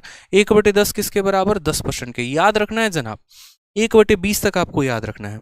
आ जाइए 1/11 की बात करते हैं। तो जब आप 1/11 को जब आप 100 से यहाँ पर गुना करोगे, तो 100 से गुना करने के बाद कहानी क्या होगी, तो 100 से गुना करने के बाद ऐसा होगा कि 11 इसको 9 बार में काटेगा तो 99 हो जाएगा, एक ऊपर रिमाइंडर बच जाएगा, तो 9 सही 1/11%, ये हमारा परसेंटेज में कन्वर्ट हो जाएगा।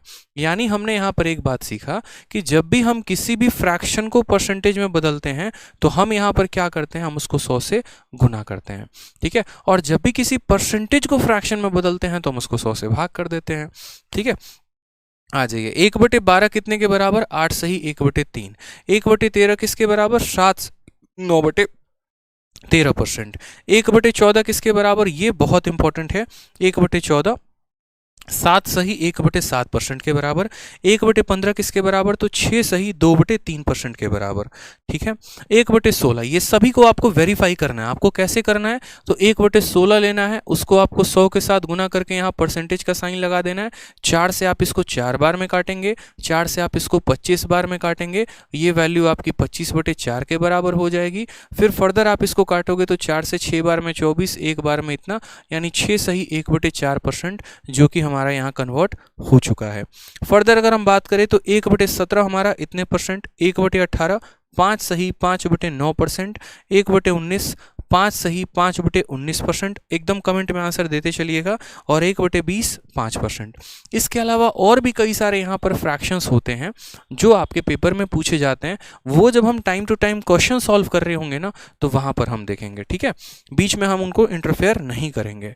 तो पूरा का पूरा यहाँ टेबल मैंने लिख दिया है, 1/1 से लेकर 1/20 तक का पूरा टेबल आपके सामने है, और ये पूरा टेबल मुझे अगली क्लास तक आप लोगों के याद होना मांगता है। ठीक है, कि रैंडमली अगर मैं यहाँ पर कमेंट बॉक्स में पूछ दूं कि बताओ 1/13 कितना होता है, तो आप उसका आंसर तुरंत दे सको कि हाँ सर 1/13 कितना होता है। 1/12 अगर मैं आपसे पूछ दूं तो आप बता पाओ कि 1/12 8 सही 1/3 के बराबर होता है।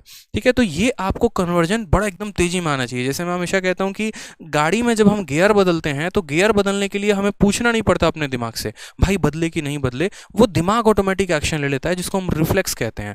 उसी तरीके से आपका रिफ्लेक्स यहाँ इतना खतरनाक होना चाहिए कि आपका परसेंटेज से फ्रैक्शन और फ्रैक्शन से परसेंटेज बड़ा तेजी में आप स्विच कर पाओ, तो फायदा है आपको। ठीक है, चलिए आ जाइए नेक्स्ट। यहाँ पर हम बात करते हैं जो मैंने आपको प्रैक्टिस शीट दी है और जो आपको 1 से 2 दिन में मिलेगी। फिलहाल मैंने एक स्ट्रक्चर दिखाया है आपको, ठीक है, तो ऐसे ही ज़बरदस्त आपको एक प्रैक्टिस शीट मिलने वाली है और मैं थोड़ा उसमें अब और अपडेट कर दूंगा।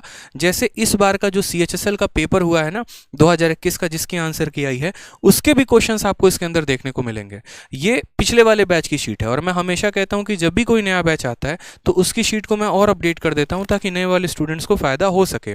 तो इस बार के जो CGL 2021 के क्वेश्चन हैं और CHSL के क्वेश्चन है वो भी इसके अंदर इंक्लूड कर देंगे ताकि आपको और ज़्यादा फायदा जो है वो मिल सके और ये थोड़ी सी और अपडेटेड शीट आपको मिल जाए।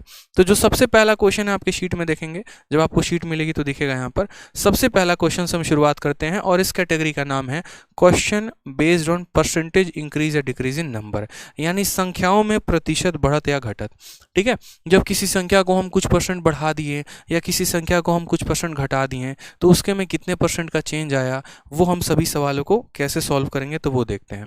ठीक, जैसे सबसे पहला छोटा सा प्यारा सा सवाल से हम शुरुआत करते हैं, फिर धीरे धीरे ऑटोमेटिक हम हाई लेवल पे चलेंगे। सबसे पहला क्वेश्चन आपसे पूछा गया है 2/3 इज व्हाट परसेंट ऑफ 1/3। 2/3 1/3 का कितना परसेंट है? 2/3 1/3 का कितना परसेंट है, हमसे यहाँ पर ये पूछा गया है। बताइए। लव यू भाई, लव यू सभी को। ठीक है, बताइए, बहुत शानदार। आपसे यहाँ कहा गया है कि 2/3 1/3 का कितना परसेंट है। अब मेरे भाई यहाँ पर इस बात को समझना, कभी भी अगर हमें पता करना हो ना कि कौन किसका कितना परसेंट है तो उसको पता करने का एक तरीका होता है। जैसे मैं अगर आपसे यहाँ पर एक बात पूछूं कि जो 5 है वो 7 का कितना परसेंट है, 5 जो है यहाँ पर वो 7 का कितना परसेंट है, मानो मैं यहाँ पूछना चाहता हूँ, तो इसको मैं कैसे सॉल्व करूँगा? तो मैं देखो, जिसके बारे में बात की जा रही है वो ऊपर होता है, जिससे तुलना की जा रही है वो नीचे होता है, और लिखने के बाद क्या करके 100 का गुना करके साइन लगा देते हैं तो आंसर हमारा आ जाता है 500/7%। समझ में आ रहा है बात यहाँ पे? उसी तरीके से यहाँ पर किसके बारे में बात कही गई है तो 2/3 के बारे में, कि 2/3 जो है वो 1/3 का कितना परसेंट है, यानी 1/3 का कितना प्रतिशत 2/3 है। बात किसके बारे में कही गई है? 2/3 के बारे में। तो हम ऊपर किसको रखेंगे? तो हम यहाँ ऊपर 2/3 को रखने वाले हैं। ठीक है, उसके बाद हम इसकी तुलना किससे कर रहे हैं? तो इसकी तुलना हम 1/3 से कर रहे हैं, तो 1/3 को हम कहाँ रखेंगे? तो 1/3 को यहाँ हम नीचे रखेंगे। और परसेंटेज में कन्वर्ट करना है ना, तो हाँ जी, तो परसेंटेज में कन्वर्ट करने के लिए 100 से गुना करके क्या लगा देंगे? प्रतिशत का साइन लगा देंगे मेरे भाई। ठीक है, क्या करेंगे? प्रतिशत का साइन लगा देंगे। अब यहाँ कुछ इस प्रकार का स्ट्रक्चर शायद आपने पहली बार देखा हो।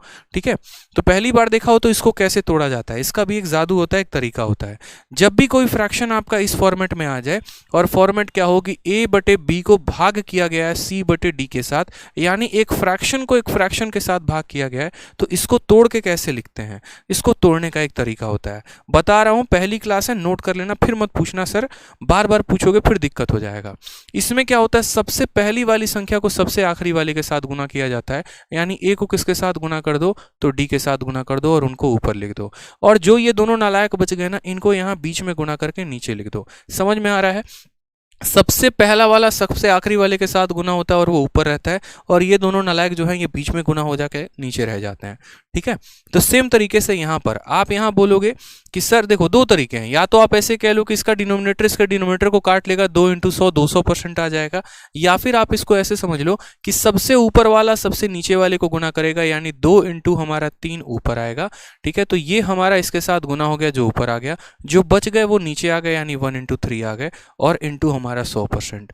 ठीक है, यहाँ के लिए तो हम काट देते, लेकिन मानो कुछ ऐसा फ्रैक्शन हो जाता नहीं कटता तो क्या करते? तो पूरा सीखना है बेसिक से एकदम, कोई दिक्कत की बात नहीं है।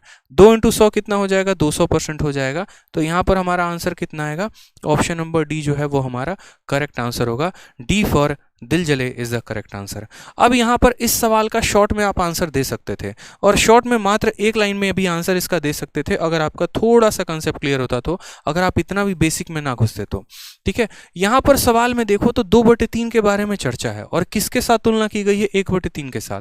क्या आप ऐसा नहीं कह सकते थे कि ये वाली संख्या जो है इसका दोगुना है? बताओ, इसी का ये दोगुना है कि नहीं है? बताओ, ऐसा भी तो कह सकते थे ना। तो बोलते हैं हाँ सर, ऐसा भी तो हो सकता है यहाँ पर कि ये संख्या जो है इसी का दोगुना है। ठीक है, अब जब भी कोई संख्या किसी की दोगुना होती है तो क्या होता है? कोई भी संख्या अपने आप में 100% होती है। जैसे मैं अपने आप में 100% हूँ, कोई एक व्यक्ति आ गया जो मेरा दोगुना है, यानी वो 200% हो गया। कोई ऐसा व्यक्ति आ गया जो मेरा 3 गुना है, तो वो 300% हो गया। कोई ऐसा आ गया जो मेरा 4 गुना है, तो वो 400% हो गया। तो यहाँ बात 2/3 के बारे में कही गई है, जो इसका दोगुना है। यानी अगर ये संख्या अपने आप में 100% है तो इसका दोगुना कितना परसेंट होगा? 200%। तो बिना सॉल्व किए आप ऐसे भी टिक कर सकते थे। जैसा कि मैंने आपको शुरू में ही कहा था कि किसी भी सवाल को सॉल्व करने के मैं 2 तरीके बताऊंगा। पहला तो उसका बेसिक तरीका, ताकि उससे आपके कंसेप्ट क्लियर हो सके, और दूसरा एक स्मार्ट अप्रोच, ताकि आप उन सवालों को समझ सको कि हाँ, पेपर में इनको शॉर्ट में कैसे सॉल्व करना था। उदाहरण के तौर पे बोलोगे सर इसमें क्या बड़ी बात हो गई, इतना तो हम कर लेते हैं, तो करते ज़रूर पेपर में, लेकिन अगर कल के दिन ऐसा पूछ लिया जाता कि 1.313 जो है यहाँ पर सेम क्वेश्चन पूछा जाता, और यहाँ पर मैं इसी क्वेश्चंस को डुप्लीकेट कर दे रहा हूँ और सवाल यहाँ मैं बदल दे रहा हूँ, तो देखिए यही सवाल एग्जामिनर बदल के आपके साथ खिलवाड़ कैसे करता है। जैसे मान लीजिए यहाँ पर वो ये नहीं रखता और यहाँ पर 1/3 नहीं रखता, सेम तरीके से, और यहाँ पर इसी सवाल को वो क्या पूछ सकता है पेपर में, तो इसी सवाल को थोड़ा पॉइंट लगा के दशमलव में बढ़िया से क्रीम पाउडर लगाकर मेकअप करके क्या क्वेश्चन पूछेगा, तो क्वेश्चन ऐसे पूछ सकता है कि 2 पॉइंट, ठीक है, यहाँ पर आपसे ऐसा बोलेगा कि 2.44 जो है, या 2.442 जो है, इज व्हाट परसेंट ऑफ, ठीक है, और इज व्हाट परसेंट ऑफ किसके बारे में पूछेगा?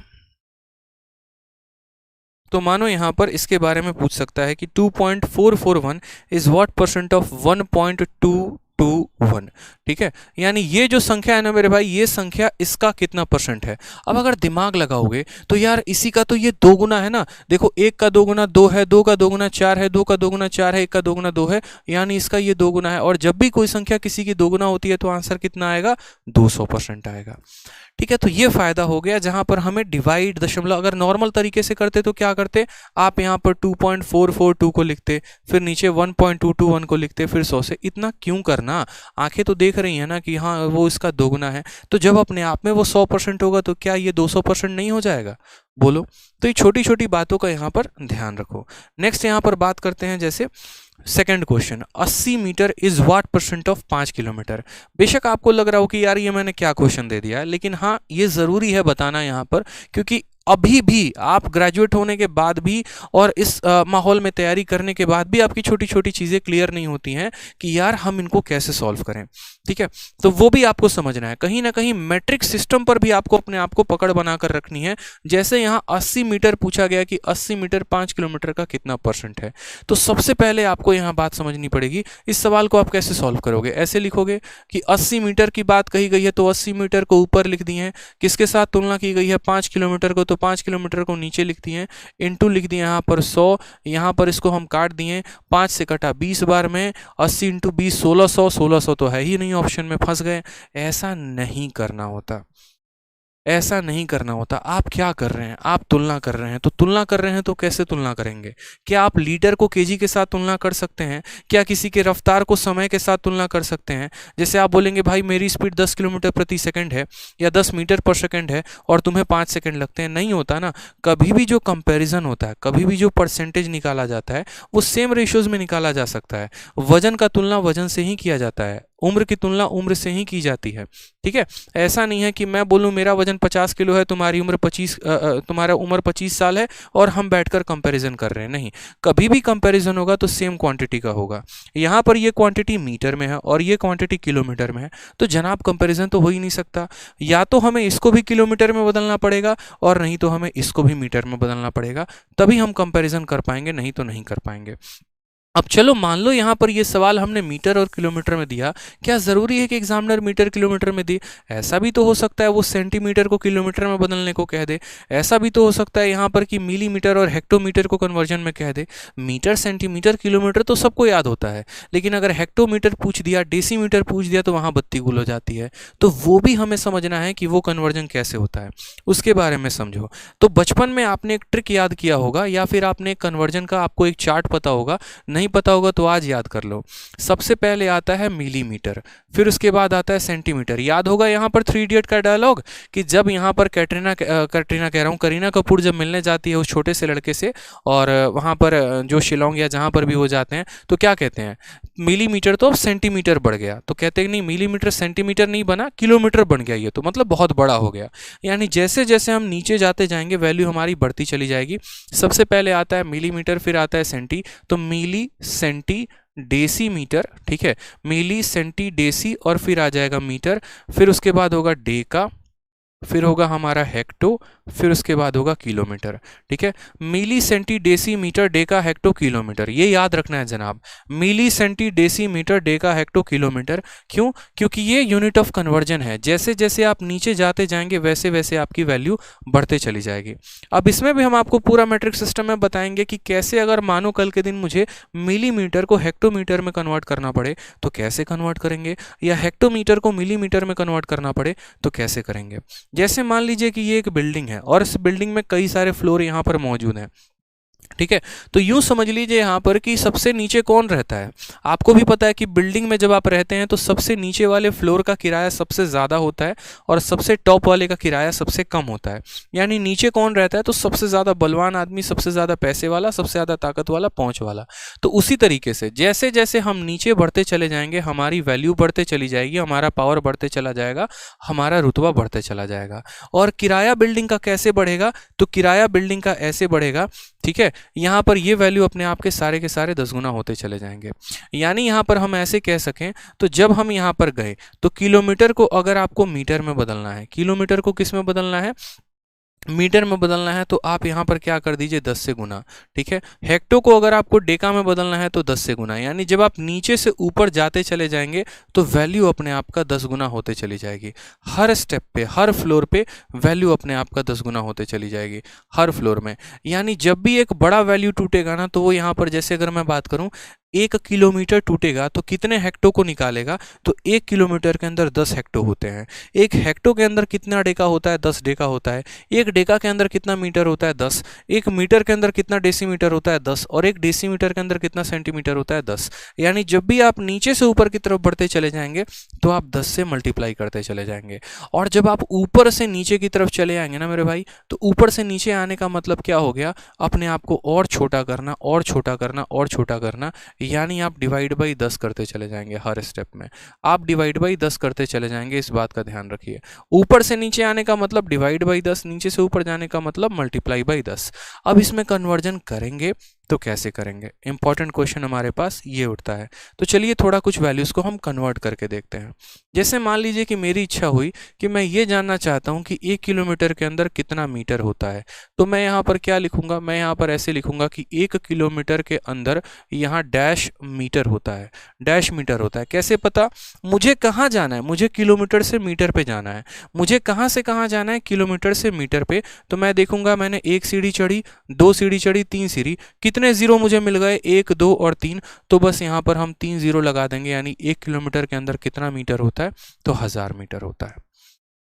1 किलोमीटर के अंदर कितना होता है, 1000 मीटर होता है। अब मान लो यहाँ पर बच्चे कि मुझे अगर पता करना पड़े कि एक हेक्टो के अंदर कितने सेंटीमीटर आ सकते हैं, तो मैंने यहाँ पर लिख दिया 1 हेक्टो। मैंने क्या लिख दिया, 1 हेक्टो बराबर डैश सेंटीमीटर।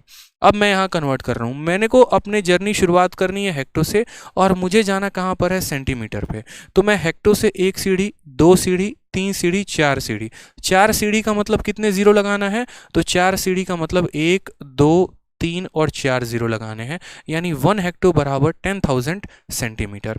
आप इस यूनिट ऑफ कन्वर्जन को ध्यान रख के किसी भी वैल्यू को किसी में बदल सकते हैं, ठीक है।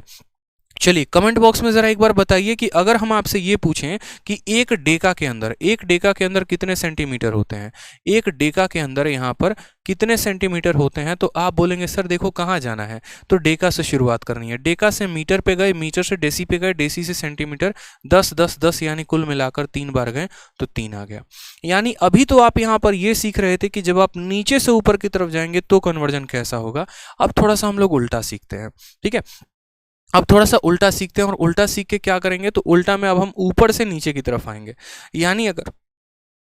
यानी अगर हमें मिलीमीटर को किलोमीटर में बदलना हो तो हम कन्वर्जन कैसे करेंगे, तो वो अब हम देखते हैं। तो सबसे पहले देखिए, मान लीजिए हम शुरुआत करते हैं मिलीमीटर से। हमें यह पता करना है कि 1 मिलीमीटर के अंदर कितने यहाँ पर मीटर हो सकते हैं। 1 मिलीमीटर के अंदर कितने मीटर हो सकते हैं, हमें यह पता करना है। हमने कहा यार देखो, मिली से कहाँ पहुंचे, सेंटी पे, सेंटी से कहाँ पहुंचे, डेसी पे, और डेसी से कहाँ पहुंचे, मीटर पे। यानी यहाँ पर कितने बार भाग करना है 10 से, तो 1 बार, 2 बार, 3 बार। कितने बार भाग करना है, 3 बार। तो जो अब यहाँ आप गुना कर रहे थे ना, वहीं आप यहाँ भाग कर दो, 3 जीरो लगा दो बस। यानी हम ये कहेंगे कि 1 मिलीमीटर बराबर 1/1000 मीटर। 1 मिलीमीटर बराबर क्या हो जाएगा, तो 1/1000 मीटर। ठीक है, समझ में आ गया बात यहाँ पे। अभी मैं आपको इसमें भी थोड़ा बेसिक लेकर जाऊंगा और इसमें भी बताऊंगा कि इसको कैसे तोड़ना होता है और दशमलव में कैसे बदलना होता है, क्योंकि बहुत सारे बच्चों को यहाँ पर ये भी दशमलव में कन्वर्ट करना नहीं आता है, वो भी सीखना बहुत जरूरी है। जैसे आइए थोड़ा सा और कन्वर्जन करते हैं। मान लीजिए कि हम सेंटीमीटर से कहाँ जाना चाहते हैं, हेक्टो पे, और हम ये बात करना चाहते हैं कि यार 1 सेंटीमीटर के अंदर कितना हेक्टो होता है, क्या होता है, कितना हेक्टो होता है। अब जैसा कि हमें पता है कि जब हम ऊपर से नीचे की तरफ आएंगे तो हमें भाग करना है, तो सेंटीमीटर पे थे, 1 सीढ़ी गए, 2 सीढ़ी गए, 3 सीढ़ी गए, 4 सीढ़ी गए। कितनी बार गए, 4 बार गए। तो यहाँ पर हमें नीचे कितने जीरो से भाग करना पड़ेगा, तो 4 जीरो से भाग करना पड़ेगा, ऊपर 1 लगाना पड़ेगा। यानी 1 सेंटीमीटर बराबर 1/10,000 हेक्टो। क्लियर है ये बात यहाँ पे। तो जब भी हम नीचे से ऊपर की तरफ जाते हैं गुना करते हैं, ऊपर से नीचे की तरफ आते हैं तो भाग करते हैं। अब इसमें छोटी सी प्रॉब्लम आ जाती है। छोटी सी प्रॉब्लम क्या आ जाती है, अगर मैं आपसे पूछूं कि 1/10 का मान कितना है ये बताओ दशमलव में, तो बहुत बच्चे बता देंगे। 1/100 पूछ लूं तो बता दोगे, 1/1000 पूछ लूं तो बता दोगे, लेकिन अगर मैं 1/10,000 पूछ लूं ना, तो वहां पर पक्का लंका लग ही जाती है। ठीक है, और अभी तो थोड़ा आसान हम आपको दे रहे हैं, लेकिन अगर मानो मैंने आपको 787/2000 पूछ लिया, वहां दिक्कत आती है। तो हम इसको भी सीखेंगे कि असल में इसका बेसिक है क्या। ठीक है, तो ये भी देखो यहाँ पर कि इसको हम बेसिक से कैसे सॉल्व करेंगे। आपको यहाँ पर कुछ नहीं करना। जैसे मानो मैं 1/1000 का केस उठाता हूँ, तो 1/1000 को हम कैसे लिखेंगे, तो यहाँ पर देखो ऊपर वाली संख्या छोटी है और नीचे वाली संख्या बड़ी है। तो ऊपर वाली संख्या अगर नीचे वाली से छोटी है ना, तो सबसे पहले तो यहाँ पर क्या करना है, तो दशमलव लगा देना है। ठीक, अब दशमलव लगाने के बाद क्या करना है, ऊपर कितना अंक है, तो 1 अंक है, तो ये 1 अंक है ना, अपना 1 जीरो को लेके जाएगा, मतलब यहाँ पर ये जीरो इसके साथ शादी कर लेगा, ये बेचारे दोनों सिंगल रह जाएंगे। अब ये दोनों सिंगल रह जाएंगे तो इन दोनों जीरो को यहाँ पर लिख दो और उसके बाद यहाँ 1 को लिख देना, यानी इसका आंसर कितना हो जाएगा, तो 0.001 हमारा आंसर आ जाएगा। ठीक है, 0.001 जो है वो हमारा आंसर आ जाएगा। मानो 1/, मुझे 10,000 लिखना है, तो मैंने कहा 1 जीरो ने 1 के साथ यहाँ शादी कर ली, बेचारे 3 सिंगल मर रहे हैं, तो इस वजह से सबसे पहली बात ऊपर वाली संख्या इससे छोटी है, तो हाँ जी, तो जीरो और दशमलव लगा दिया। अब उसके बाद ये 1 जीरो के स्थान पर ये 1 आ चुका है, कितने बच गए बेचारे सिंगल, 3 बच गए, तो यहाँ पर 3 जीरो को सिंगल लगा दो और यहाँ 1 कर दो, ये आपका करेक्ट आंसर हो जाएगा। ठीक है, उसी तरीके से आप यहाँ पर देखिए 1/100 लिखना है, तो यहाँ पर सबसे पहले ऊपर वाला छोटा है तो जीरो और दशमलव लगा दिया, ये जीरो के स्थान पर ये 1 आ चुका है, बेचारा 1 जीरो सिंगल मर रहा है, तो उसको यहाँ लिख दो और 0.1 हो जाएगा। अगर हम यहाँ बात करते हैं तो देखो ऊपर वाला इसके साथ छोटा है तो जीरो और दशमलव आ जाएगा, इस 1 जीरो के स्थान पर 1 मिलेगा, यानी इसकी शादी इसी से होगी, यानी कोई सिंगल नहीं मरेगा, तो बस 0.1 हम इसको लिख सकते हैं। अब चलो हमने तो यहाँ पर इसको ऐसे लिख दिया 1/2, 1/3, 1/10, लेकिन अगर मुझे एक बात बताओ, ठीक है, अगर मुझे देखो किसी को भी बैच परचेस करना है, तो आरजी विक्रमजीत एप्लीकेशन, ठीक है, मैं आपको दोबारा से बता देता हूँ, आरजी विक्रमजीत एप्लीकेशन को आप डाउनलोड करके, ठीक है, और आरजी विक्रमजीत एप्लीकेशन से जो आप हमारा बैच है वो आप ले सकते हैं। कहाँ से मिलेगा, तो ये आरजी विक्रमजीत एप्लीकेशन है आपका, यहाँ से आप इस बैच को ले सकते हैं। आप एप्लीकेशन पे गूगल स्टोर पे जाएंगे, RG विक्रमजीत इंस्टॉल करेंगे, यहाँ से आपको मिल जाएगा। इसके अलावा जैसे आपका इंक्वायरी नंबर है 8506003399, आप इस पर कॉल करेंगे तो आपको पूरी जानकारी मिल जाएगी। ठीक है, अब यहाँ पर हम बात करते हैं जैसे मानो और भी पॉइंट्स को लेकर कि हम यहाँ पर जो है अगर कल के दिन संख्या ऐसी दे दे, मानो 55 बटे और 55 बटे कितना दे दे, 1000 दे दे, तो हम इसको यार कैसे लिखें। अगर मानो हमारा 287 बटे यहाँ पर 4 बार 0 यहाँ लगा दे तो हम इसको कैसे लिखेंगे, या 17 बटे यहाँ पर 1 2 3 4 5 लिख दे तो हम कैसे लिखेंगे। यहां भी तो दिक्कत आती है। मैंने क्या कहा, बेसिक बहुत जरूरी है। ये छोटी छोटी बातें, मैट्रिक सिस्टम हो गया, ये छोटी छोटी बातें, फ्रैक्शंस हो गया, ये अगर एक बार ढंग से हो गया ना तो आगे तो हम बहुत रफ्तार में भाग लेंगे, उसकी लिमिट नहीं है। गाड़ी चलाने के बेसिक चीजें जो होती हैं अगर वो आपने सीख ली ना तो मैं बता रहा हूं आपको 180-200 पे गाड़ी चलवा के दिखाऊंगा, वो रफ्तार आपको दिखेगी। लेकिन ये बेसिक चीजें पहले क्लियर कर लो, उसके बाद तो हमारे पास है ही भागना, भागेंगे पूरे फुल रफ्तार से। ठीक है, क्योंकि बीच में मानो कोई क्वेश्चन में अगर ऐसा आ जाए फिर वहां मुझे बताना पड़े तो वो समय ज्यादा लेके जाएगा। ठीक, मैंने आपसे क्या कहा, ऊपर कितने लोग हैं, 2 लोग हैं, तो ये 5 की शादी इस 0 से हो जाएगी, ये 5 की शादी इस 0 से हो जाएगी, बात खत्म। ऊपर वाला संख्या क्या नीचे वाले से छोटा है, हाँ जी, तो छोटा है तो 0 और दशमलव आएगा। इस 5 के लिए ये 0 आ चुका है, इस 5 के लिए 0 आ चुका है, ये बेचारा 0 सिंगल मर रहा है तो 0 लिख देंगे। इस 0 के स्थान पे 5 लिख देंगे और इस 0 के स्थान पे 5 लिख देंगे, यानी ये हमारा सही तरीका हो गया। आ जाओ नेक्स्ट, यहाँ पर देखो, हमने कहा ऊपर वाला नीचे वाले से छोटा है, हाँ जी, तो 0 और दशमलव लगा देंगे। ठीक है, यहाँ पर देखो तो ऊपर 3 लोग हैं और नीचे 4 0 है, यानी 3 की तो शादी हो गई, एक सिंगल मर गया, तो यहाँ पर उसके लिए लिख दो इस 0 के स्थान पर 2, इस 0 के स्थान पर 8 और इस 0 के स्थान पर 7, यानी इसका करेक्ट तरीका ये हो गया कि इट इज इक्वल टू 0.0287। ठीक है, इट इज इक्वल टू 0.0287। जिसको आंसर आ रहा है कमेंट बॉक्स में लिखते चलो और वेरीफाई करते चलना। अब 17 को मानो इसके साथ लिखना है, क्या ऊपर वाला छोटा है नीचे वाले से, बिल्कुल जनाब, यानी 0 और पॉइंट लिख देंगे यहाँ पर। ठीक है, अब यहाँ देखो तो ऊपर वाले माले में 2 लोग हैं और नीचे वाले में यहाँ पर मानो 5 हंसती खिलती मुस्कुराती बालिकाएं हैं। अब ये बेचारे 2 तो भारत के नियम के अनुसार 2 ही लोगों से शादी कर पाएंगे ना, यानी यहाँ पर कितना सिंगल मरेगा, 1 2 और 3, तो जितना सिंगल मरेगा उसको यहाँ पर लिख दो। इस 0 के जगह पर 1 आ जाएगा और इस 0 के जगह पर 7 आ जाएगा, तो इसको ऐसे कन्वर्ट करते हैं। ठीक है, समझ में आ गया बात यहाँ पे, चलिए क्लियर हो गया ना कंसेप्ट। यहाँ पे आ जाइए, तो अब हम जो पढ़ रहे थे वो क्या पढ़ रहे थे कि हम मीटर को परसेंट में कैसे कन्वर्ट करें, हमारा क्वेश्चन यहाँ पर ये था। फिर यहाँ से हम बेसिक चलते चले गए और भी काफ़ी चीज़ों को हमने सीखा। तो हमने कहा कि देखो कन्वर्जन बेटा तुम तब कर पाओगे जब यहाँ पर आपको ये बात पता हो कि हाँ हम दोनों को सेम क्वांटिटी में लें। अगर दोनों को डिफरेंट में लिया ना तो कन्वर्ट नहीं कर सकते। तो कन्वर्ट करने के लिए क्या करना पड़ेगा, सेम क्वांटिटी, ये मीटर में है तो उसको भी मीटर में बदलो।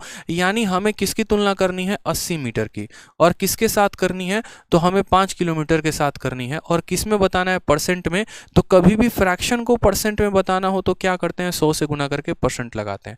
हमने कहा ये मीटर में और ये किलोमीटर में है, हो ही नहीं सकता, बराबर रखो तभी तो एक दूसरे को काट पाएंगे। तो बराबर कैसे रखेंगे जनाब, तो अपने मैट्रिक सिस्टम से। अभी मैट्रिक सिस्टम पढ़ाए थे या नहीं पढ़ाए थे, पढ़ाए थे। आपको किसको बदलना है, किलोमीटर को, किस में बदलना है, मीटर में। तो जरा चलते हैं यहाँ पर इनके पास, भाई साहब के पास। हम कहते हैं सर 1 किलोमीटर के अंदर कितना मीटर होगा, तो किलोमीटर से हेक्टो पर गए, हेक्टो से डेका पर गए, डेका से मीटर पे गए, 10 10 10, यानी 1 किलोमीटर के अंदर कुल मिटाकर कितने मीटर होते हैं, 1000 मीटर होते हैं। तो हम ऐसे याद रखेंगे। ठीक है, तो चलिए हमारा जो क्वेश्चन था वो यहाँ पर हमने रख लिया। तो ऊपर वाला मीटर में है तो ऊपर वाले को 80 मीटर ऐसे रहने दो। ठीक है, फिर ये 5 किलोमीटर था तो 5 को रहने देते हैं। किलोमीटर को मीटर में बदलेंगे, 1 किलोमीटर के अंदर कितना मीटर होता है, 1000। तो यहाँ से हम इसको गुना करके 100 से परसेंट लगा देंगे। ठीक है, आ जाइए। हमने यहाँ पर कहा कि सर देखो 2 0 से 2 0 खत्म, 0 से 0 खत्म, 8/5, 8/5 यहाँ पर। अब 8/5 को क्या करोगे, क्योंकि मीटर से आपका मीटर जा चुका है। अब एक और तरीका जान लो, दुनिया के किसी भी संख्या के नीचे अगर 5 आता है, दुनिया के किसी भी संख्या के नीचे अगर 5 आता है ना, तो उसको भाग करने का सबसे शानदार तरीका है। और उसको भाग करने का शानदार तरीका क्या है, ऊपर वाले का दोगुना कर दो। तो 8 का दोगुना कितना हो गया, 16, और एक अंक के बाद यहाँ दशमलव लगा दो। ये सबसे बढ़िया तरीका होगा। जैसा कि मैंने आपसे कहा था कि क्वेश्चंस कराते वक्त ही छोटे छोटे जितने भी कैलकुलेशंस हो गए वो हम आपको बताएंगे। तो उसी तरीके से यहाँ पर अब बोलोगे सर ये कौन सा कंसेप्ट हो गया, क्या इसका यूज़ है, तो बिल्कुल बड़े बड़े जगह पर इसका यूज़ पड़ेगा। जैसे मान लो यहाँ पर मैंने कहा कि कल के दिन 1 2 4 1 3 2, इसको मुझे 5 से भाग करना है। अब जितने देर में आप 5 से भाग करोगे ना, उतने देर में आप मेरा तरीका याद रख सकते हो। और तरीका हमने आपको क्या बताया कि किसी भी संख्या को 5 से भाग करना है तो पहले ऊपर वाले का दोगुना करो। 1 का दोगुना 2 हो गया, 2 का दोगुना 4 हो गया, 4 का दोगुना 8 हो गया, 1 का दोगुना 2, 3 का दोगुना 6, 2 का दोगुना 4 कर दिया। तो पहले ऊपर वाले का दोगुना कर दिया ना। अब एक संख्या छोड़ के दशमलव लगा दो, ये सीधा आंसर आएगा। एक बच्चा बेचारा डिवाइड करके आंसर लेके आएगा, दूसरा आप शॉर्ट तरीके से आंसर लेकर आ गए। समझ में आ रहा है बात? यहाँ पे बड़ी बड़ी संख्याओं को अगर आपको 5 से भाग करना है तो इसका दोगुना करके दशमलव लगा दो, बात खत्म। जैसे एक और एग्जांपल लेके चलते हैं, थोड़ा आप लोग मुझे कमेंट बॉक्स में बताना। 3 2 1 4 2 3 1 4, और मानो इसको मुझे भाग करना है किसके साथ? 5 के साथ। मैं कैसे करूंगा और मेरा आंसर क्या आएगा? बड़ी संख्या मैंने दी है आपको और मैंने कहा इसको 5 से भाग करके दिखाओ। तो कभी भी यहाँ पर किसी भी संख्या को 5 से भाग करना है तो बोलेंगे गुरुदेव कुछ मत करिए, बस दोगुना करिए। दोगुना कैसे करेंगे जनाब? 4 का दोगुना 8 होता है, 1 का दोगुना 2, 3 का 6, 2 का 4, 4 का 8, 1 का 2, 2 का 4, 3 का 6 लिख दिया और एक संख्या छोड़ के दशमलव लगा दो, यानी ये हमारा करेक्ट आंसर आ जाएगा। बात खत्म यहाँ पे, समझे? ठीक, तो सेम तरीके से यहाँ 8 का दोगुना 16 होता है, दशमलव छोड़ दिया, यानी 1.6% is the correct answer. Option number C, चलो इंस्पेक्टर बने। क्या बात है, बहुत शानदार। मजा आ रहा है? एक बार कमेंट बॉक्स में बताओ मजा आ रहा है एकदम? ठीक है, सही समझ में आ रहा है? कोई दिक्कत की बात यहाँ पे, कोई परेशानी की बात? जल्दी से एक बार कमेंट बॉक्स में बताइए। ठीक है, चलिए अब क्वेश्चन नंबर 3 को हम थोड़ा स्किप करेंगे, इसको हम कल करेंगे। क्वेश्चन नंबर 4 को भी हम नेक्स्ट क्लास में करेंगे। हम यहां से करते हैं क्वेश्चन नंबर 5 से, ठीक है? 5 भी नेक्स्ट क्लास में। यहां से क्वेश्चन नंबर 6 से, बहुत ही आसान क्वेश्चन मैं आपके सामने पूछ रहा हूं, ठीक है? मजा ही मजा है, क्या बात है, मजा ही मजा है, माटी माटी उड़ा दिए। चलो, तो वीडियो को लाइक और शेयर करते रहो यार, ये गलती नहीं होनी चाहिए। देखो, लाइक और शेयर में कमी नहीं रहनी चाहिए भाई। ठीक है, अगर मैं इतनी बेसिक तरीके से जाके आपके गणित को सुधारने में मैं आपके लिए इतनी ज़्यादा मदद कर रहा हूं, तो कम से कम आप अपने लिए तो इतना कर सकते हैं कि इस वीडियो को शेयर करिए ताकि हमारा मोटिवेशन बढ़े। लाइक करें, आप इस कोर्स के बारे में दूसरों को बताएं कि भैया सच में चैंपियंस ऐसे नहीं बनते, चैंपियंस मैथ्स को पढ़कर बनते हैं। ठीक है, ये जो मेरी चैंपियंस की सीरीज है ना, आज कई सारे चैंपियंस का हमने स्वागत किया है अपने एप्लीकेशंस पे, बहुत चैंपियंस बना दिए। फिर आज एक और चैंपियंस का पूरा बैच आया है, वो है चैंपियंस 5.0। ठीक है, और इस बैच में फिर से हम नए चैंपियंस बनाने वाले हैं। मैं हमेशा कहता हूँ कि देखो, आज बहुत सारे चैंपियंस बना चुका हूं आज तक, और दोबारा से फिर चैंपियंस बनाऊंगा और बना के रहूंगा। आप देख लेना, आप नहीं भी बनोगे ना, आपको पकड़ पकड़ के हम चैंपियंस बनाएंगे। और गणित से मोहब्बत ना करा दिए तो फिर हम आप कहना, ठीक है? चलो, बिल्कुल। आरजी विक्रमजीत एप्लीकेशन पर हमारे 2 कोर्सेज हैं। मैथ्स का लाइव बैच जिसकी फीस 899 है, और दूसरा कॉम्बो। मैं बोलूंगा कि अगर आप बैच ले रहे हो तो कॉम्बो लेना, क्यों? क्योंकि उसमें आपको 2300 रुपए में सभी के बैचेस मिल जाएंगे, math, English, reasoning, GS complete आपको। ठीक है, बैच के बारे में भी अभी बताऊंगा क्लास के बाद, आराम से देखो। एक छोटा सा सवाल सीपीओ में पूछा गया 16 मार्च 2019, और सवाल में कुछ नहीं, बस इतना ही पूछा गया कि 2.4 को परसेंट में कन्वर्ट करोगे तो कितना होगा। अब मुझे बताओ, मैंने यार पहला डेफिनेशन ही आपको दिया था कि कभी भी किसी भी संख्या को परसेंट में बदलने के लिए क्या करते हैं? 100 से गुना करके परसेंट का साइन लगाते हैं। पहला डेफिनेशन ही तो मेरा परसेंट को शुरुआत करते वक्त यही था, और उस डेफिनेशन पर ही सीपीओ में क्वेश्चन पूछा है कि अगर आप 2.4 को कन्वर्ट करोगे परसेंटेज में तो क्या होगा? तो आप बोलोगे गुरुदेव 2.4 को परसेंट में कन्वर्ट करना है, ठीक है, 2.4 को लिख दीजिए। गुना किससे करना है? परसेंट में कन्वर्ट करना है। तो करना है तो परसेंट में कन्वर्ट करने के लिए 100 से गुना लगा के प्रतिशत का साइन लगा देते हैं। जब हम इस दशमलव को हटाएंगे तो नीचे कितना आ जाएगा? 10। काहे? दशमलव के बाद एक स्थान है तो एक ही जीरो आएगा। ठीक है, एक व्यक्ति था, एक जीरो आएगा, 2 है तो 2 जीरो आएगा। ठीक, ये जीरो इसको खत्म कर दिया। 24 × 10 कितना हो गया? तो बोलेंगे सर 240%। ऑप्शन तो कई सारे थे, लेकिन सही उत्तर एक ही था, और वो था सी फॉर कटप्पा।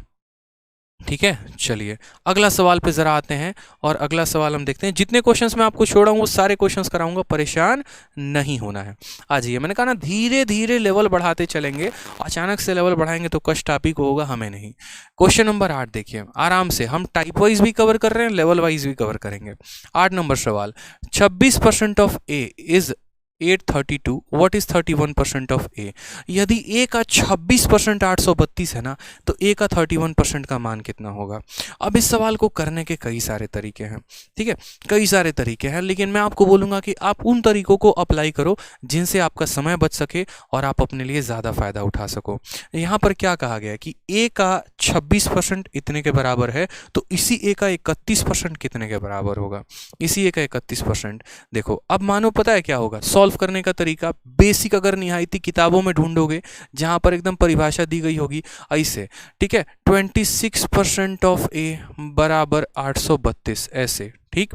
फिर उसके बाद यहाँ पर आपको बोलेगा 26% को 26/100 ऑफ यहाँ पर ए बराबर कितना हो जाएगा 832। फिर उसके बाद यहाँ पर ए की वैल्यू कितनी आएगी, तो 832 इंटू 100/26, ठीक है। और यहाँ पर हम इसको फिर काटेंगे, 26 से काटेंगे तो कितनी बार में, ऐसे काटते हो आप लोग, 2 से 13 बार में काटेंगे, फिर 2 से 4 बार में, फिर एक बार में 6 बार में, फिर 13 से काटेंगे, 13 का 3 गुना 39 हो गया, फिर उसके बाद यहाँ 26 हो गया 2 बार में, तो फिर ए की वैल्यू निकालते हो तो ए की वैल्यू कितना आता है 3200।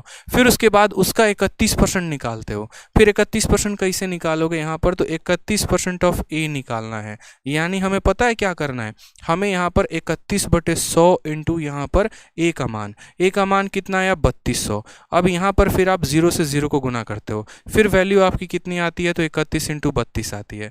फिर आप ऐसे गुना करते हो, अच्छा 32 को 31 के साथ गुना करना है, तो ऐसे करेंगे 1 इंटू 2 2, 1 इंटू 3 3, 3 इंटू 2 6, 3 इंटू 3 9। ये आपका तरीका मैं बता रहा हूँ, अपना नहीं बता रहा, तब जाकर आपका आंसर आता है अच्छा 992।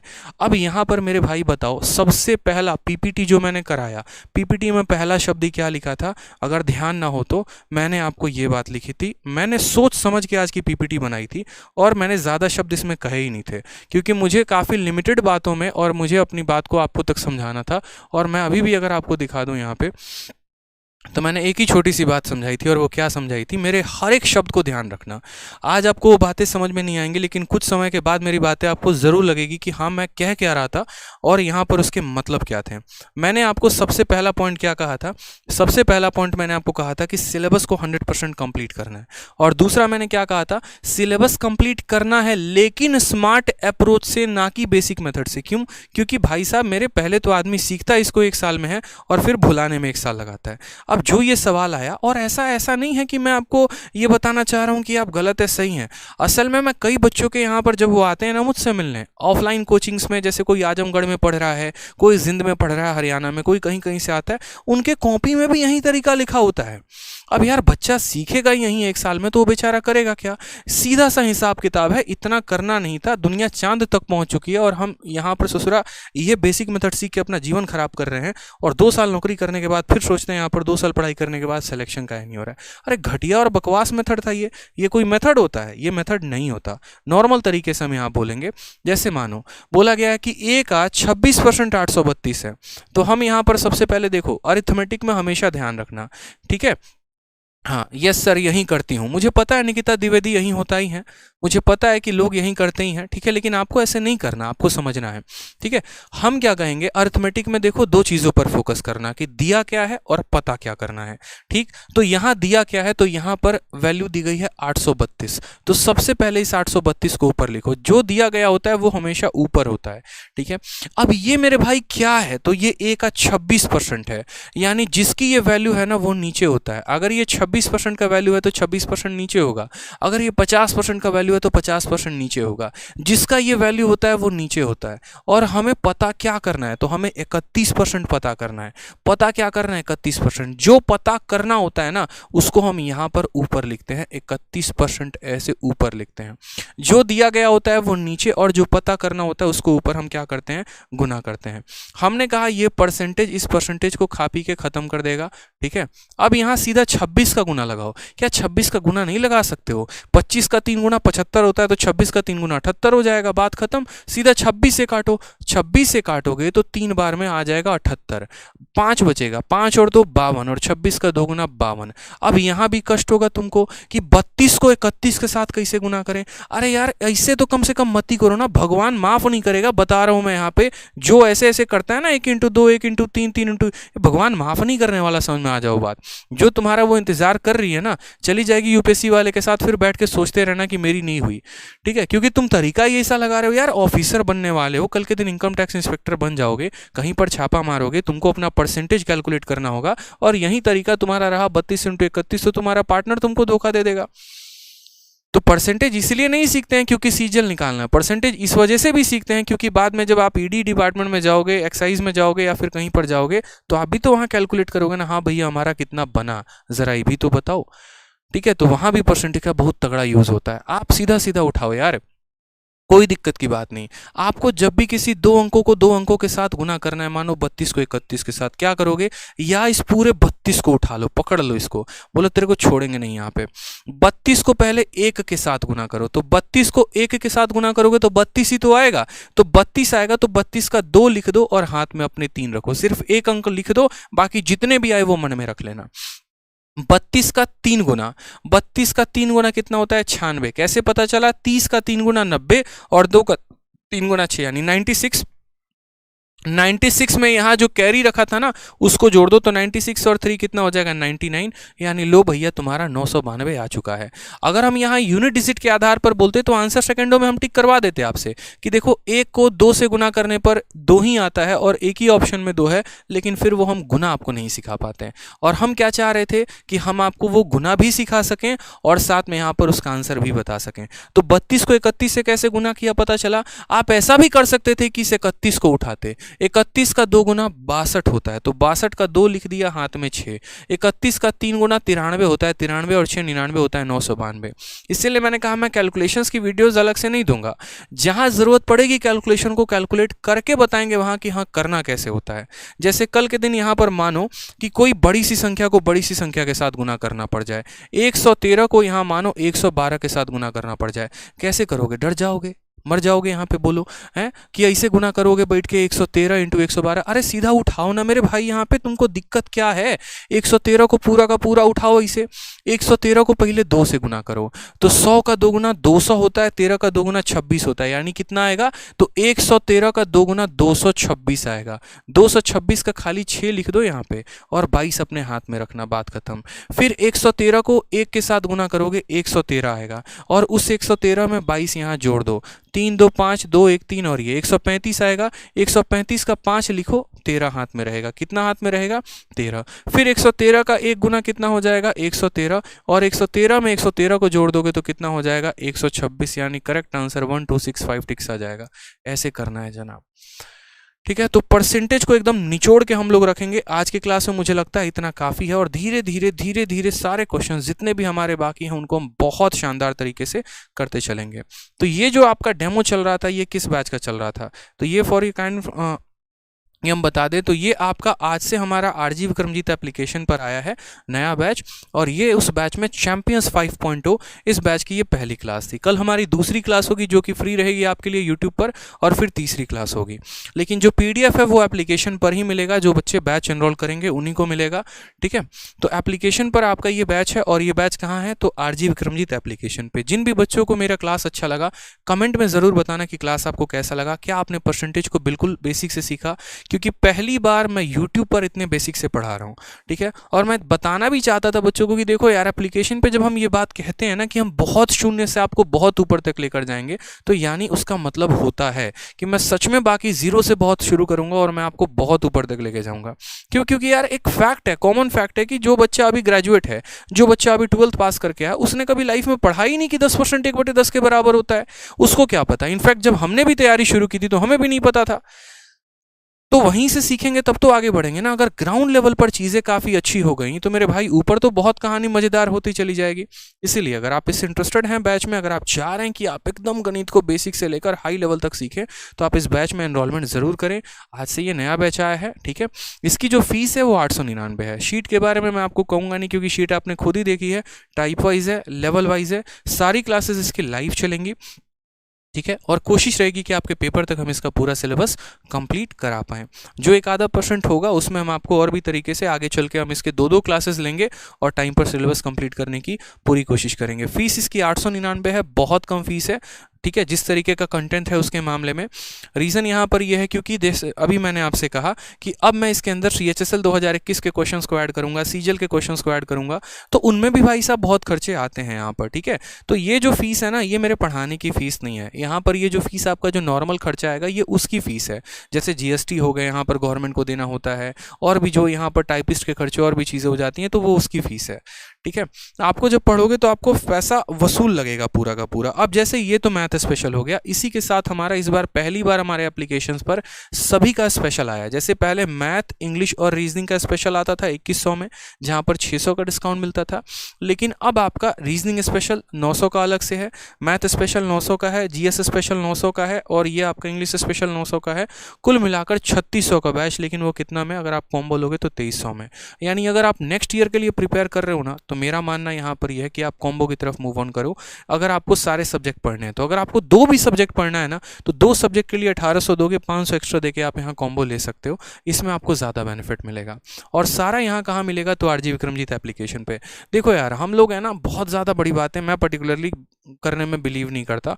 पढ़ाओ, बच्चा का सिलेक्शन होगा, वो ज़्यादा अच्छी बात है। अभी जितने देर में मैं आपको पढ़ा रहा था, अभी मैसेज आया कि एक हमारे पास CPO में एक अच्छे स्टूडेंट है जिनका रैंक हुआ है, जिनका सिलेक्शन हुआ है, उनका मैसेज आया, और वाकई दिल गदगद हो गया। एक स्टूडेंट का आपके क्लास लेने के पहले कुछ देर पहले मैसेज आया था कि सर आज मेरी पहली बार जॉब लगी है और मुझे पहली जो है वो सैलरी मिली है, और ये सैलरी मैं आपको देना चाहता हूँ। मुझे बड़ी खुशी हुई यार वहाँ पर उस बात को जान के, ठीक है। हमने कहा कि नहीं, आप अपनी सैलरी जो है अपनी माता जी को दीजिए, ताकि वो ज़्यादा खुश रहें, ठीक है। और भी एक आधा स्टूडेंट का और केस आया था जो अपने लाइफ में काफ़ी ज़्यादा डिप्रेस थे, फिर वो आए थे मुझसे मिलने, उनको हमने काफ़ी समझाया उनके जीवन के बारे में, और तब अब उनकी जाकर लाइफ जो है वो सही ट्रैक पर हुई है, और एक सही तरीके से वो कामयाब बने हैं। होता है यार, लाइफ में प्रॉब्लम्स होती हैं, बट कोई बात नहीं, टैकल करेंगे ना, मिलकर टैकल करेंगे, क्या दिक्कत है। आप भी यहीं पर है, हम भी यहीं पर है, पढ़ेंगे, आसमान की ऊंचाइयों तक सहेंगे। लेकिन आज की क्लास से बस हम आपको ये बताना चाहते थे कि देखिए, अगर आप इस तरीके से ग्राउंड लेवल से अपने सिलेबस को पूरा करेंगे ना, तो मेरा दावा है कि भारत का कोई ऐसा एग्जाम ही होगा शायद जहां पर आपके 50 में 50 और 200 में 200 ना आए। आराम से आप स्कोर कर सकते हैं, और जिस सरकारी नौकरी पर आप हाथ रखेंगे वो नौकरी आपकी होगी। नौकरी आपको चूज नहीं करेगी, आप नौकरी को चूज करेंगे, और इसमें बहुत बड़ा फर्क होता है। एक होता है कि बस भैया लगवा दो नौकरी, ठीक है, और दूसरा होता है कि नहीं, हम जो चाहेंगे वो मिलेगा। जैसे हमने चाहा हमें एक्साइज इंस्पेक्टर चाहिए, तो हमें मिला भी वहीं। हमें मजबूरी में डिसीजन नहीं लिया, हमने आपको दिखाया था ना कि हमने पहला पोस्ट ही B23 भरा था और हमें B23 मिला, क्योंकि वो मेरे माइंड में क्लियर था। और यही चीज़ हम चाहते हैं कि आप जिस नौकरी को चाहो ना, आपको वही नौकरी मिले। नौकरी कहा है, कुछ और नहीं कहा है, ठीक है। ध्यान रखना। क्लास कैसी लगी कमेंट में ज़रूर बताना, ठीक है। और बाकी मिलते हैं कल वापस से 8:30 की क्लास में। PDF आपको मिल जाएगी, एप्लीकेशंस पर अपडेट हो जाएंगे, और जब पूरा चैप्टर खत्म हो जाएगा तो उसके बाद आपको इसके क्लास नोट्स भी मिल जाएंगे। आज के लिए इतना ही मेरे भाई, खुश रहो, मस्त रहो। RG विक्रमजीत एप्लीकेशन डाउनलोड करो और बैच में एनरोल करो। धन्यवाद।